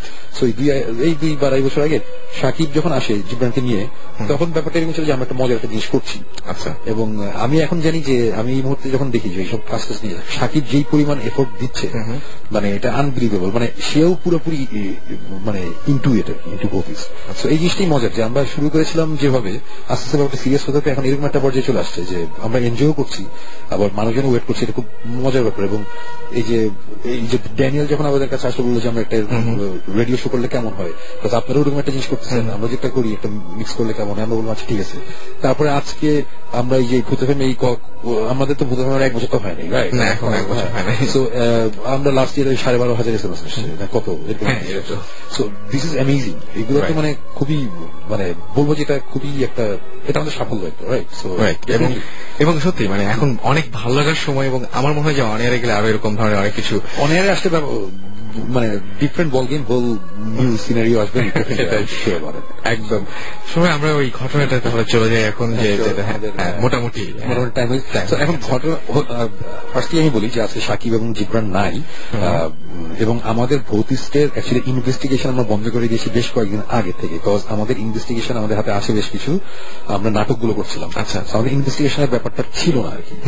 বাট দেন এগেন আমাদের কয়েকদিন আগে আমরা একটা নিউজ পাই, একটা খবর পাই, এটা ঢাকার একেবারেই আশেপাশে, মানে আমি জোনটা আমি বলি উত্তরা থেকে যেতে হয়তো বা লাগবে কত 45 মিনিটস বা 1 ঘন্টা বড় জোরে 1 ঘন্টা লাগবে বড় জোরে। তো এরকম একটা জায়গায় একটা বাসা সংক্রান্ত প্রবলেম, মানে ব্যাপার হচ্ছে যে ওই টিপিক্যাল যে নিউজ আমরা পাই, একটা ঘর আছে, একটা বাসার একটা ঘর আছে, ওই ঘরে নাকি সিরিয়াস প্রবলেম হতো, একসময় খুব প্রবলেম হতো, এখন হয় না। তাও এটা বাই অ্যান্ড বাই, মানে একজন জাস্ট বলেছে যে এরকম একটা জিনিস হয়। তা আমাদের অ্যাকচুয়ালি যখন ইনভেস্টিগেশনের মুডে আমরা ছিলাম না, অ্যাকচুয়ালি আমরা তখন হচ্ছে যে ইয়েতে যাব, ওই শ্রীপুরে আমাদের একটা বাংলো আছে যেটা নিয়ে আমরা এর আগে অনেক কথা বলেছি। ওখানে মাঝে মাঝে আমি সাকিব জীবন আমরা যাই, আমরা ব্রেন স্টর্মিং করতে যাই, আমরা আড্ডা দিতে যাই বা টাইম স্পেন্ড করতে যাই আর কি আমরা। সো আমরা ওখানে যাবো, তো এরকম একটা নিউজ আমরা শুনেছিলাম, শোনার পর চিন্তা করলাম ঠিক আছে আমরা শ্রীপুরের দিকে যাবো। আর এটা হচ্ছে ওই ইয়ের দিক দিয়ে, ওই কি বলে টাঙ্গাইলের দিকে যেতে পারে, আমি যে জায়গাটার কথা বলছি, আমি এক্সাক্ট প্লেসটা বলছি না। তো আসলে ওই দিক দিয়ে যেতাম। আচ্ছা, আর শ্রীপুর তো সোজা। তো আমরা একদিন ডিসিশন নিলাম ঠিক আছে ওখানে যাবো, বাট আমার হাতে যে সময় আছে আমরা একটু ওখানে যাই, গিয়ে একটু ইনভেস্ট মানে একটু ঘটনা শুনি যে ব্যাপারটা কি হয়। স্টোরি যেটা শুনেছিলাম সেটা হচ্ছে যে ওই বাসায় ওই ফ্যামিলির একজন লোক, একজন বয়স্ক একজন ভদ্রলোক, যে বলেছে তার দাদা, উনি ওই বাসায় মারা যায়। মানে উনি খুব, মানে ওনার বয়স ছিল বেশ বেশি, বাট উনি বেশ শক্ত সমর্থ একজন লোক ছিল। বাট হঠাৎ করে কিছু একটা হয়, হওয়ার পরে উনি খুব অসুস্থ হয়ে যায় এবং কেউ কিছু ধরতে পারে না, এবং আলটিমেটলি উনি মারা যায়। তা মারা যাওয়ার পরে অ্যাকচুয়ালি মানুষজন অতটা ইয়ে করেনি, এমনি ওনার বয়স হিসেবে অনেক বেশি ছিল, মানে he was something like 75 plus or something like that, but উনি খুব শক্ত সমর্থ ছিল, মর্নিং ওয়াক করতো, মানে এটা করছিল আর কি। ওই ঘটনায় যাওয়ার পরে আছে অনেকেই ওই ওনার দাদা যে রুমে থাকতো ওই রুমটা অ্যাকচুয়ালি কেউ থাকতো না, তো মারা যাওয়ার পর ওই রুমে কেউ থাকে না। তারপরে যেটা হলো যে ওদের বাইরে থেকে ওদের একজন আসলো আর কি, তাদের মানে যেই ছেলে মেয়ের কথা বলেছে তার একটা কাজিন। সে আসার পরে সে এসেছিল কানাডা থেকে, তো 1 মাসের জন্য। তো সে ওখানে এসেছে, ওখানে থাকবে আর কি। হ্যাঁ, তো ওই রুমটা খুলে দিয়েছিল থাকার জন্য। তো ওই রুমে সে থাকে, থাকতে ওই আসার পরে তার প্রথমে ইয়ে হয়, স্টমাক আপসেট হয়, পেট খারাপ হয়। তো এইটা খুব কমন একটা জিনিস, বাইরে যারা অনেকদিন থাকে তারা আমাদের দেশের এই আমাদের খুব কি বলবো একেবারেই ভেজালহীন যে তেল, সার্কাস্টিকলি বলছি, মানে আমাদের দেশে এবং সবার আগে হচ্ছে ভেজালহীন পানি, পানি, হ্যাঁ বিশুদ্ধ পানি, রাইট। তো বিশুদ্ধ পানি, তো এইসব খাওয়ার পরে অসুস্থ হয় আর কি। তো প্রথম দিকে তারা মনে করেছিল যে এটা ওরকম একটা ব্যাপার, খুব পজিটিভ টাইপের হয়েছে এটা, বাট দেখা গেল যে ও ডিটোরেট করছে, কোন অবস্থাতেই ইয়ে করা যাচ্ছে না। তারপরে একটা সময় তাকে হসপিটালে নিয়ে যাওয়া হয়। মজার ব্যাপার হচ্ছে যে হসপিটালে যাওয়ার 2-3 দিনের মধ্যে সে পুরোপুরি সুস্থ হয়ে যায়। হ্যাঁ, পুরোপুরি সুস্থ হয়ে যায়। আবার বাসায় আসে, সবকিছু ঠিকঠাক। বাসায় আসার 3 দিনের মধ্যে সে আবার অসুস্থ হয়ে যায়। হ্যাঁ, তখন তারা বলে যে ঠিক মতো বলে ট্রিটমেন্ট বলে ঠিক মতো হয় নাই, বাট ওই সব জিনিসপত্র শুরু হচ্ছে, বাসার খাবার, বাসার পানি, কিন্তু কারোর তো কিছু হচ্ছে না। ওর তো এতদিন এটা হওয়ার কথা না। অসুস্থ হয়, মজার ব্যাপার, হসপিটালে যায়, আবার 2 দিন পর ব্যাক করে সুস্থ, তার কিছু না। মানে হসপিটালে যাওয়ার পরে সে সুস্থ হয়ে যায় 2 দিন, মানে তখন তার একটু সন্দেহ, তার মধ্যে একটু ইয়ে হয়, মানে সবার মধ্যে ইয়ে হয়। ইনফ্যাক্ট যে আমাকে বলেছে ওই ছেলের মাথায় অ্যাকচুয়ালি মেইন জিনিসটা আসে যে এই রুমে আমার দাদা ছিল, উনি এরকম হঠাৎ করে অসুস্থ মারা গেছে, এবং এখন আমার কাজিন আসছে, তারও এই প্রবলেমটা হচ্ছে। So maybe something is wrong, মানে এই জায়গায় আর কি। আচ্ছা, তারপরে যেটা হয় যে এই সে আজ থেকে ওই রুম থেকে ওর কাজিনকে সরায় বলে তুমি আজকে আমার রুমে থাকবা বলে এই রুমে রাখে। এবং প্রথম দিন ও সাহস পায় নাই, ওর কাজিনের সাথে একসাথে ছিল, এরকম 2-1 দিন যাওয়ার পরে তারপরে সে, এবং 2-1 দিন যাওয়ার পরে সে সুস্থ শুরু করে। সুস্থ তখন বলে যে ব্যাপারটা কি, ব্যাপারটা আমি একটু বুঝি। বোঝার পরে একদিন সে ওই রুমের মধ্যে রাতে লেগে থাকে, এবং তার কথা হচ্ছে যে সে রাতে যখন ঘুমায়, মানে যখন ঘুমিয়েছিল, ঘুমের মধ্যে ওই তার হঠাৎ করে মানে ব্যাপারটা হচ্ছে এরকম যে ঘুম ভেঙে যায় না হঠাৎ করে, তার ঘুমটা ভেঙে যায়, অস্বস্তি। তার হঠাৎ করে মনে হয় কি যে তার ঠিক মাথার এখানে কেউ একজন আছে, মানে বসা, মানে বালিশের পাশে মাথার এখানে কেউ একজন বসে আছে, মানে জাস্ট এ ফিলিং, নট যে সে তাকিয়েছে। সে তখন তার একটু তখন ভয় লাগা শুরু করে, সে আস্তে আস্তে ডান দিকে তাকায়, কেউ নাই, মানে কেউ নেই। সে বলে আচ্ছা ঠিক আছে, এটা কোনো ব্যাপার না। রাতবেলা আবার ঘুমায়, তেমন কিছু হয়নি। সেকেন্ড রাতে যখন ঘুমায় তখন সে মারাত্মক রকমের দুঃস্বপ্ন দেখে। দুঃস্বপ্নটা কি তার, সে যখন আমাকে বলেছে যে স্বপ্ন আমার পুরোপুরি মনে নাই, আর কি দুঃস্বপ্ন দেখেছিলাম এতটুকু মনে আছে যে বিছানাতে আমি শুয়ে আছি এবং আমার পাশে আরেকজন বসে আছে, এবং এই জিনিসটা আমি দেখছি। আবার মানে আমি দেখছি ওনাকে, যে উনি শুয়ে আছেন এবং ওনার পাশে একজন বসে আছে, মাথার পাশে একজন বসে আছে, রাইট। হ্যাঁ, সো বসে আছে, এই জিনিসটা সে দেখে। সো এই অ্যাকচুয়ালি আসল ঘটনা বলি, আমাকে যখন এই গল্পটা বলছিল, আমাকে এই গল্পটাকে অ্যাকচুয়ালি শুরু করেছিল যে এরকম স্বপ্ন দেখছিলাম, এরকম ব্যাপার ছিল। তখন আমি ইন্টারেস্টেড হয়েছিলাম, তখন সাকিব জিবরান আমরা এখান থেকে অ্যাকচুয়ালি গল্পটা শুরু হয়। সো সেটা কি বসে আছে, এরকম একটা জিনিস দেখে, তারপরে অনেক কিছু হয় তাদের মনে নেই। সো তখন আমি তাকে একটা জিনিস বললাম যে এই জিনিসটা অ্যাকর্ডিং টু আওয়ার রিলিজন, আমরা যখন ঘুমিয়ে পড়ি তখন আমাদের ভিতর থেকে একটা জিনিস একটু বের হয়, স্পিরিট টাইপের একটা কিছু, সে কিন্তু শরীর থেকে একটু বের হয়, হাফ কিছুটা ভিতর থেকে কিছুটা বাইরে আসে আর কি। সো তখন মানে এটা খুবই ন্যাচারাল যে কেউ একজন দেখতে পারে যে সে শুয়ে আছে। আচ্ছা, আমি এরকম স্টোরি আগে শুনেছি যে একজন আমাকে এসে বলেছে যে আমি স্বপ্ন দেখছি, আমাকে বোবা ধরছিল। আমি বোবা ধরছিল মানে কি হয়েছিল, যে দম বন্ধ হয় যেটা, আমি খুব দুঃস্বপ্ন দেখছি। আমি বলছি তুমি কি দেখছো? তখন সে আমার বলে যে আমি শুয়ে আছি বিছানায়, আমার উপরে পিঠের উপরে উপর হয়ে কালো রঙের একটা কাপড় টাইপের একটা কিছু, একটা শেপ আমাকে গলা চেপে ধরে আছে। আমার যখন এই কথা বলছে আমি সাথে সাথে তখন বলছি যে তুমি রাতে সুরা করে ঘুমাবা, তুমি যেগুলো অ্যাভয়েড করো, এই টাইপের জিনিস যদি কখনো দেখো এটা অ্যাভয়েড করতে হবে। বিকজ মোস্ট লাইকলি এটা হতেই পারে যে তুমি তখন হচ্ছে ঘুমের মধ্যে তোমার স্পিরিট একটু বাইরে এবং দেখছে যে ইভিল টাইপের একটা কিছু তোমাকে গলা চেপে ধরছে, এই কারণে তোমার ওই জিনিসটা হয়েছে। Maybe it's not a dream, maybe it's not a dream, হ্যাঁ, maybe you saw the real thing. এবং অনেকেই SMS করে এটা জানায়, এবং অনেকে জানাচ্ছে যে মানে একদম সত্যি সত্যি দেখতে পায়, মানে এটা স্বপ্ন না, মানে পুরো জায়গা আছে। এবং যেসব কেসে মানুষজন মানে থার্ড পার্সন ভিউ থেকে দেখবে তখন তাদের সিরিয়াস হতে হবে, রাইট? হ্যাঁ, মানে সে দেখছে তখনই ব্যাপারটা সিরিয়াস কিন্তু। সো এনিওয়েজ, তো সে এরকম একটা জিনিস অনেক ভয়টাই পায়, এবং থার্ড দিন যখন তার জ্বর আসে আর কি, তখন সে ভয় পায় যায়, তখন সে রুম থেকে বের হয়ে যায়, ওই রুমে রাত্রেবেলা থাকে না আর কি। এরকম একটা জিনিস হয়। তো এই জিনিসটা হওয়ার পরে ওই রুমের মধ্যে একটা সমস্যা আছে, এই ব্যাপার। আমাদের ব্যাপারটা হয়েছিল যে আমরা এই ঘটনাটা শুনে আমরা যাই, আমাদের প্ল্যান তো ছিল যে আমরা থাকবো শ্রীপুরে, আমার বাংলাতে রাত্রে থাকবো। তো আমরা অ্যাকচুয়ালি ফ্রি ছিলাম, আমরা বললাম যে আমরা এখানে থাকতেছি। তো ওরা রাজি হয়েছে যে কোনো অসুবিধা নেই, থাকেন। এবং গেস হোয়াট, আমরা একটা থাকছিলাম, আমাদের কিছু হয় নাই, নাথিং হ্যাপেন, কোনো কিছু ফিল করি নাই। তো আমরা এই জিনিসটা, আমাদের পুরোপুরি অফিসিয়াল ইনভেস্টিগেশন ছিল না, আমরা কোনো ইকুইপমেন্ট বললাম তো যে আমাদের একটা প্ল্যান ছিল না, আমরা ওইভাবে প্রিপেয়ার হয়ে যাইনি। আমরা একটা থেকে যখন কিছু হয় নাই, সকালবেলা আমরা ডিসঅ্যাপয়েন্টেড, আমরা চলে আসছি। চলে আসার পরে তারপরে অনেকদিন পরে ওই জিনিসটা আবার, এই ঘটনাটা অনেক আগে হয়েছিল, বা জিনিসটা আবার আমাদের মাথায় আসে এইভাবে যে অনেকদিন পরে ওই ছেলের সাথে আমাদের আবার দেখা হয়। দেখা হওয়ার পরে আমাদের আবার মনে পড়ে, তখনও কিন্তু আমরা এই ইনভেস্টিগেশনটা মানে তখনও আমরা মানে ভৌতিক ফরম্যাট কেমন হবে এরকম একটা ব্যাপার ছিল, এটা অনেক আগে।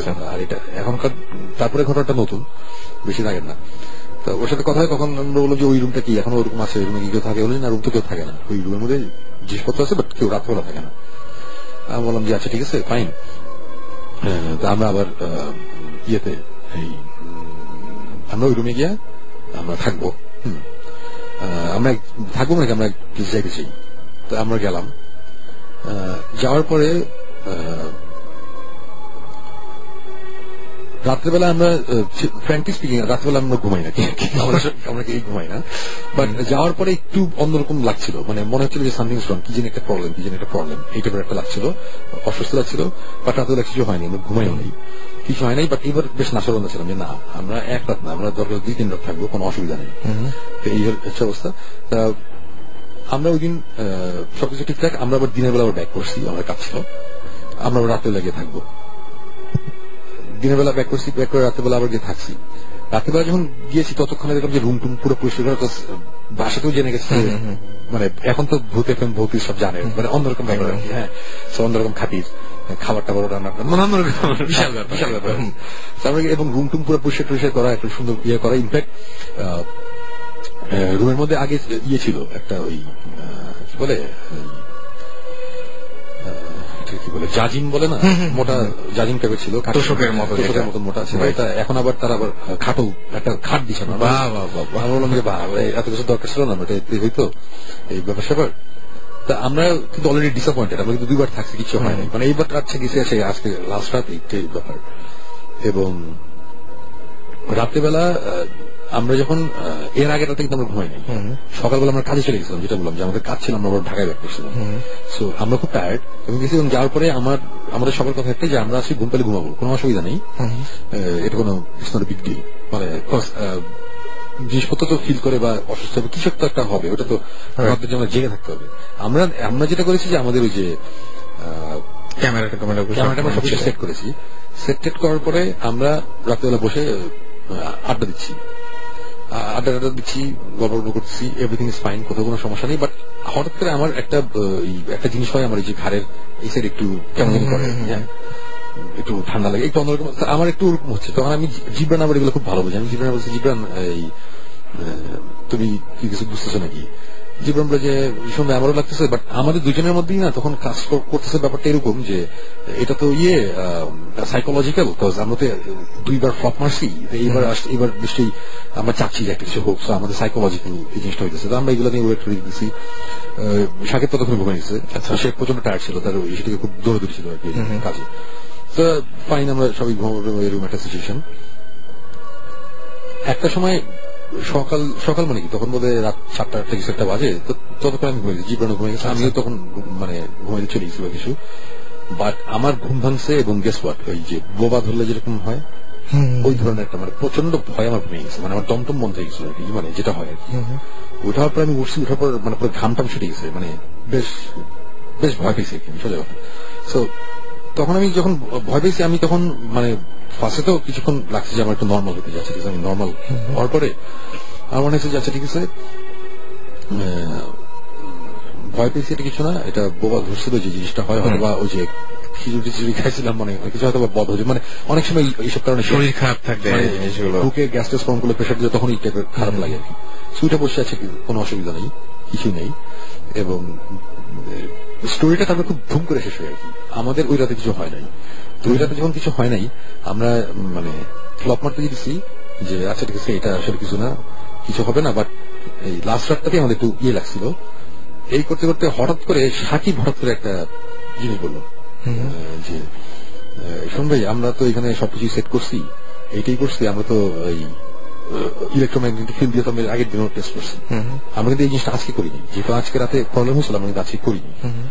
আমি তখন বললাম হ্যাঁ, এটা আমাদের ভুল ছিল, বিকজ আমরা এভরি নাইট এক জায়গায় গিয়ে ইলেকট্রোম্যাগনেটিক ফিল্ড দিয়ে আমরা করি যে ম্যাগনেটিক ফিল্ড ঠিক আছে নাকি, সেটা আমরা করিনি। গতকালকে রাতে করতেই গিয়ে ক্যামেরা ট্যামেরা সব আগের মতনই সেট করা, নতুন করে তো কিছু করিনি না, বিকজ কোনো আওয়াজও হয়নি, কোনো কিছু ফিলও করিনি, করাও হয়নি। সাথে সাথে বললাম যে না, আমরা আর একটা রাত থাকবো, এবার আমাদের বাইরে হবে। সেকেন্ড রাত আমরা যে থাকবো, ওই ট্রাস্ট মি, ওই দিনটা যে গেল, এই দিনের মধ্যে আমরা সবাই বুঝতেছি আমাদের শরীর ভালো না, ফিলিং সিক, আমাদের কিছু একটা হয়েছে। হ্যাঁ, তো এই লাস্ট রাতের কথা, আমরা বিছানায় শুয়েছি, বসে আমরা গল্প করতেছি, ইলেকট্রোম্যাগনেটিক ফিল্ড ব্রিডের আমরা নিয়ে অন করছি যে আমরা এখন রুমের মধ্যে করবো। আমরা রুমের সব কোন একাঞ্চি মারলাম, কিছু নাই। আমরা এই একটা জাজিম বিছানা ছিল এক জায়গায়, হ্যাঁ, এখন তো ওখানে জাজিম নেই, একটা খাট আছে, আমরা খাটের নিচে ধরলাম, ইলেকট্রোম্যাগনেটিক ফিল্ড স্পাইক মারলো একটা। ও মাই গড, আচ্ছা ঠিক আছে, খাটের নিচে স্পাইক, খাটের নিচে কিচ্ছু নাই, মিলেই আসে, অন্য কোথাও আসে না। আমরা ধরতেই পারছি না যে প্রবলেমটা কোথায়। খুব ধুম করে কিন্তু আমাদের এটা শেষ হয়, আমি ধুম করে শেষ করে দেবো। সাথে সাথে মাথার মধ্যে একটা জিনিস কাজ করছে, আমি তখন জীবনে বললাম, জীবন খাটে ধরো, গেস হোয়াট, খাটে ইলেকট্রোম্যাগনেটিক ফিল্ড লাফালাফি করতেছে। তারপরে খাটের প্রবলেম ইজ দ্য বেড, জাজিম না বেড, বিকজ আমরা যদি 2 বার আসলাম তখন জাজিম ছিল, বেড ছিল না, কোনো প্রবলেম হয় নাই। ও ধরতে পারছো ব্যাপারটা? একদম সাথে সাথে ওই বেডের উপর কিন্তু জাজিম, আগের জাজিমই। আমরা ফার্স্টে ওই জাজিম উঠেছি, আমরা তারপরে ওই ছেলেকে ডাকছি, ডেকে বলছি এই জাজিম কি কোথায় ছিল, বলে এই জাজিম তো জাজিমের জায়গাতে ছিল, এটা আগের জাজিমটা। আমরা চিন্তা করি খাট কোথা থেকে আসো, তো খাট তো আমাদের সিঁড়ির নিচে খুলে রাখা ছিল। আমি তখন বললাম তোমার কাজিন যখন অসুস্থ ছিল তখন খাট ছিল, বলে যে হ্যাঁ, তোমার দাদা এই খাটে মারা গেছে। জাজিম কেস না, খুবই ইন্টারেস্টিং জিনিস। আমরা ওই খাট কিনছি ওদের কাছ থেকে, আচ্ছা, খাট আমরা ভাঙছি, খাটের পায়ে আসে না, পায়ের ভিতর ফাঁপা, এবং ওখানে 11 তাবিজ এবং কিছু আরবি লেখা, যেগুলো কোনো সেন্স মেক আমরা করতে পারি নাই। ব্ল্যাক ম্যাজিক আজকে যেসব নিয়ে কথা হচ্ছে নাকি পিওর ব্ল্যাক ম্যাজিক। খাটের 4টা পায়ের মধ্যে 4 পায়ের ভিতরে ফাঁপা। আমরা তখন বললাম এই খাট কত বছর পুরনো, বলে এই খাট অনেকদিন ধরে আছে, বলে এই খাট কখনো সরানো হয়েছিল, কখনো সরানো হয়নি। তোমার দাদা যখন মারা গেছিল তার আগে খাট সরছিল না, সরে নাই, কিছু হয়নি, খাট আগে জেগেছিল, কোনদিন কখনো কারো কোনো প্রবলেম হয় নাই, কিন্তু এই জিনিস হয়েছে। আমরা এর আগে এরকম ঘটনা শুনেছি, কিন্তু একটা চাক্ষুষ মানে জিনিসটা দেখা হয়নি। এই যে এটা প্রথম দেখেছি। এবং এর আগে আমাদের এরকম একটা কাহিনী ছিল যে একবার সেরকম প্রবলেম হয়, তারপর শেষে তোষক কেটে তোষকের ভিতর থেকে বের করছে জিনিসপত্র, বাট তোষকটা অনেক পুরনো, আগে কখনো ছিল না। এই তোষকের ভিতরে কেমনে কে ঢুকালো, কেমনে এই জিনিসটা ঢুকলো। আর সো আমি তোষক শুনে অভ্যস্ত, বাট আমি খাট সলিড খাটের পায়ের ভিতরে এইসব জিনিস আমি অভ্যস্ত না। এবং আমরা এটা পাইছি এবং সাথে সাথে আমরা ওটা ডিসপ্লে করছি এবং ইনশাল্লাহ মানে ওই জিনিসগুলো কি করবো এটা বুঝতে পারতেছিলাম না। আমাদের এক্সপার্ট একজন আছে, তার কাছে নিয়ে গেলাম, সে বলে যেগুলো পুঁতে ফেলতে হয় বা পুরে ফেলতে হয় এরকম জিনিস করতে হয়, এটা ব্যবহার করে। আমি বললাম যে আমরা এগুলো কিছু করতেছি না ভাই, আপনি এটা যা করার করেন, আমি এটা ডিসপ্লে করে করতেছি, আপনি চিন্তা করেন না। ডিসপ্লে করা হয়েছে এবং এরপরে ওই ছেলে অনেকবার ওই রুমের মধ্যে থাকছে, আল্লাহর রহমতে এখন কোন রকম প্রবলেম হয়নি, কোনো প্রবলেম নেই, সলভ করতে পারছি প্রবলেম থেকে মাশাআল্লাহ। মানে ওই বাট এই জিনিসটা আমাদের জন্য খুব ইয়ে ছিল। আর গল্পটার ব্যাপারটা হচ্ছে কি যে ওই বোবায় ধরা ভয় পাওয়া এই জিনিসগুলো তো অ্যাকচুয়ালি মুখে বললে না মানুষজন বুঝতে পারে না কতবার হরিফাইং ছিল আমাদের জন্য।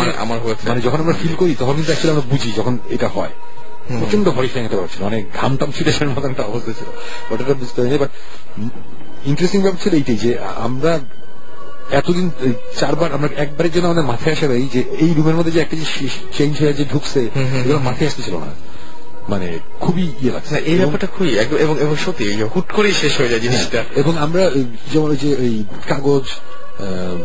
কাগজ পাইছি, কাগজ পাইছি এবং পাথর পাইছি। পাথরও আমরা আগে কখনো এটা আমার সময় কোনো আইডিয়া নেই যে পাথর কেন সেটাই। কিছু পাথর পাইছি, পাথর সম্বন্ধে আমার তেমন কোনো আইডিয়া নেই। এটা বেশ ইন্টারেস্টিং ব্যাপার ছিল, পাথরটা কি মানে ওই খাটের পায়ের মধ্যে থেকে ওটার ভিতরেই পুঁতি টাইপের এবং আমরা একটা পাথরের ঘটনা শুনেছিলাম এরকম যে মাথার নিচে বালিশের নিচে এক লোক রেগুলার তার বালিশের নিচে পাথর পেত এবং পাথরগুলো তার কাছে আছে এবং এগুলো কোথেকে আসছে কিভাবে আসছে না আসছে সে জানে না। ও ভাই আরেকটা জিনিস ক্লিয়ার করা হয়নি, এটা খুব ইন্টারেস্টিং ছিল।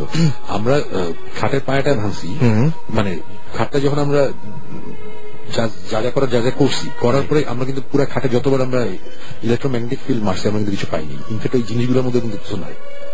আচ্ছা, খাটটাতে যখন আমরা ধরছি তখন কিন্তু আমরা পাইছি, খাট যখন আমরা ডিসঅ্যাসেম্বল করছি আবার খুলছি তারপরে কিন্তু আমরা কিছু পাইনি। এটা খুব আজব, মানে হচ্ছে ওই যে তাবিজ টাবিজগুলো বেরোলো ওর মধ্যে না, ওর মধ্যে কোনো কিছু নাই। এটা এটা বলতে ভুলে গেছিলাম, তাহলে আরো ভয়াবহ এটা বুঝে। বাট ইলেকট্রোম্যাগনেটিক ফিল্ড আমি এরকম একজন মানুষকে চিনি যার কিনা যে একদিন আমার বাসায় আসছে, আমার বাসায় বসছে, আমি তার এই আমাদের ঘোস্ট হান্টিং ইকুইপমেন্ট দেখা ফাইজানি করতেছি, সে ফাইজানি করতে করতে হঠাৎ করে রিয়েলাইজ করলাম ওর বাম হাঁটুতে ইয়ে হচ্ছে, স্পাইক মারছে। আমি বললাম কি ব্যাপার তোমার, আমি তো জানি না, আমি দেই ও করতে করতে বাম হাঁটুতে মারছে এবং প্রত্যেকবার আমি বললাম যে হাইটাই সেরে বুঝে বসে বাম হাঁটুতে মারছে। আচ্ছা, এটা আমাদের কাছে এটা কখন কিসের জন্য করে আমরা এটা জানি না, বাট এটা একটা জাস্ট অ্যান আইডিয়া যে যখন রুমের মধ্যে ইলেকট্রোম্যাগনেটিক চেঞ্জ হয় তখন অনেক কিছু হতে পারে সাইন্টিফিক ব্যাপার। এবং এটা মিলেছে এবারে সেটা মিলেছে এবং খাটটা ভেঙে তো আলটিমেটলি মানে কিছু তখন আমি কিছু পাইনি। সো এটা হতে পারে যে এই তাবিজ এইসবের জন্য একটা স্পিরিট বলি বা যাই বলি খারাপ একটা কিছু ওখানে তখন ছিল, ঠিক যখন আমরা জিনিসটা ডিস্ট্রয় করছি তখন এটা চলে গেছে, এই কারণে হয়তো আমরা রিডারে কিছু আসা নাই, এটা হতেই পারে। তো আমার কাছে ক্লিয়ার না, এটাই হচ্ছে আমার মানে এটা যে বলে ফেলাইলাম আমি শিওর সাকিব এটা ছেলে কেন বললেন, বাট আজকে সাকিব নাই। তো আমরা মনে হয় যে একদম শেষ চলে আসছি, তো আমরা কি শেষ করবো নাকি আরেকটা আছে? আর কিছু নাই, আমি যতটুকু বলার বলেছি অনেক বলে ফেলছি, বলার কথা ছিল না। তো যাই হোক আমরা শেষ করছি আজকে এখানেই, এবং আপনারা যারা এতক্ষণ আমাদের সঙ্গে ছিলেন, SMS পাঠিয়েছেন আমাদেরকে, তাদেরকে অসংখ্য ধন্যবাদ এতক্ষণ পর্যন্ত আমাদের সঙ্গে থাকার জন্য। এবং আমরা বলি যে আমাদেরকে ইমেল করার নিয়মটি হচ্ছে শাউট লিখে, আমি আবার SMS করার নিয়মটি বলছি, আর ভূত FM লিখবেন BHOOT ভূত FM @radiofuti.fm এ ইচ্ছা করলে আপনি ইমেল পাঠাতে পারেন আপনার নাম, ঠিকানা এবং ফোন নাম্বার সহ। অবশ্যই কোনো ভৌতিক ফোন নাম্বার না, একেবারে যে ফোন নাম্বারটা আপনার কাজ করে সেই ফোন নাম্বারটাই, এবং সেই ফোন নাম্বারের মাধ্যমে আপনি চলে আসতে পারবেন আমাদের স্টুডিওতে এবং লাইভ আমাদের সাথে জয়েন করতে পারবেন। আর আমরা প্রত্যেক সপ্তাহের মতো আগামী সপ্তাহে ফিরে আসবো। আমরা আজকেও অসংখ্য SMS পেয়েছিলাম আপনাদের কাছ থেকে। সো স্টে টিউন, আজকে এখানে শেষ করছি কারণ রাত অনেক হয়ে গেছে এবং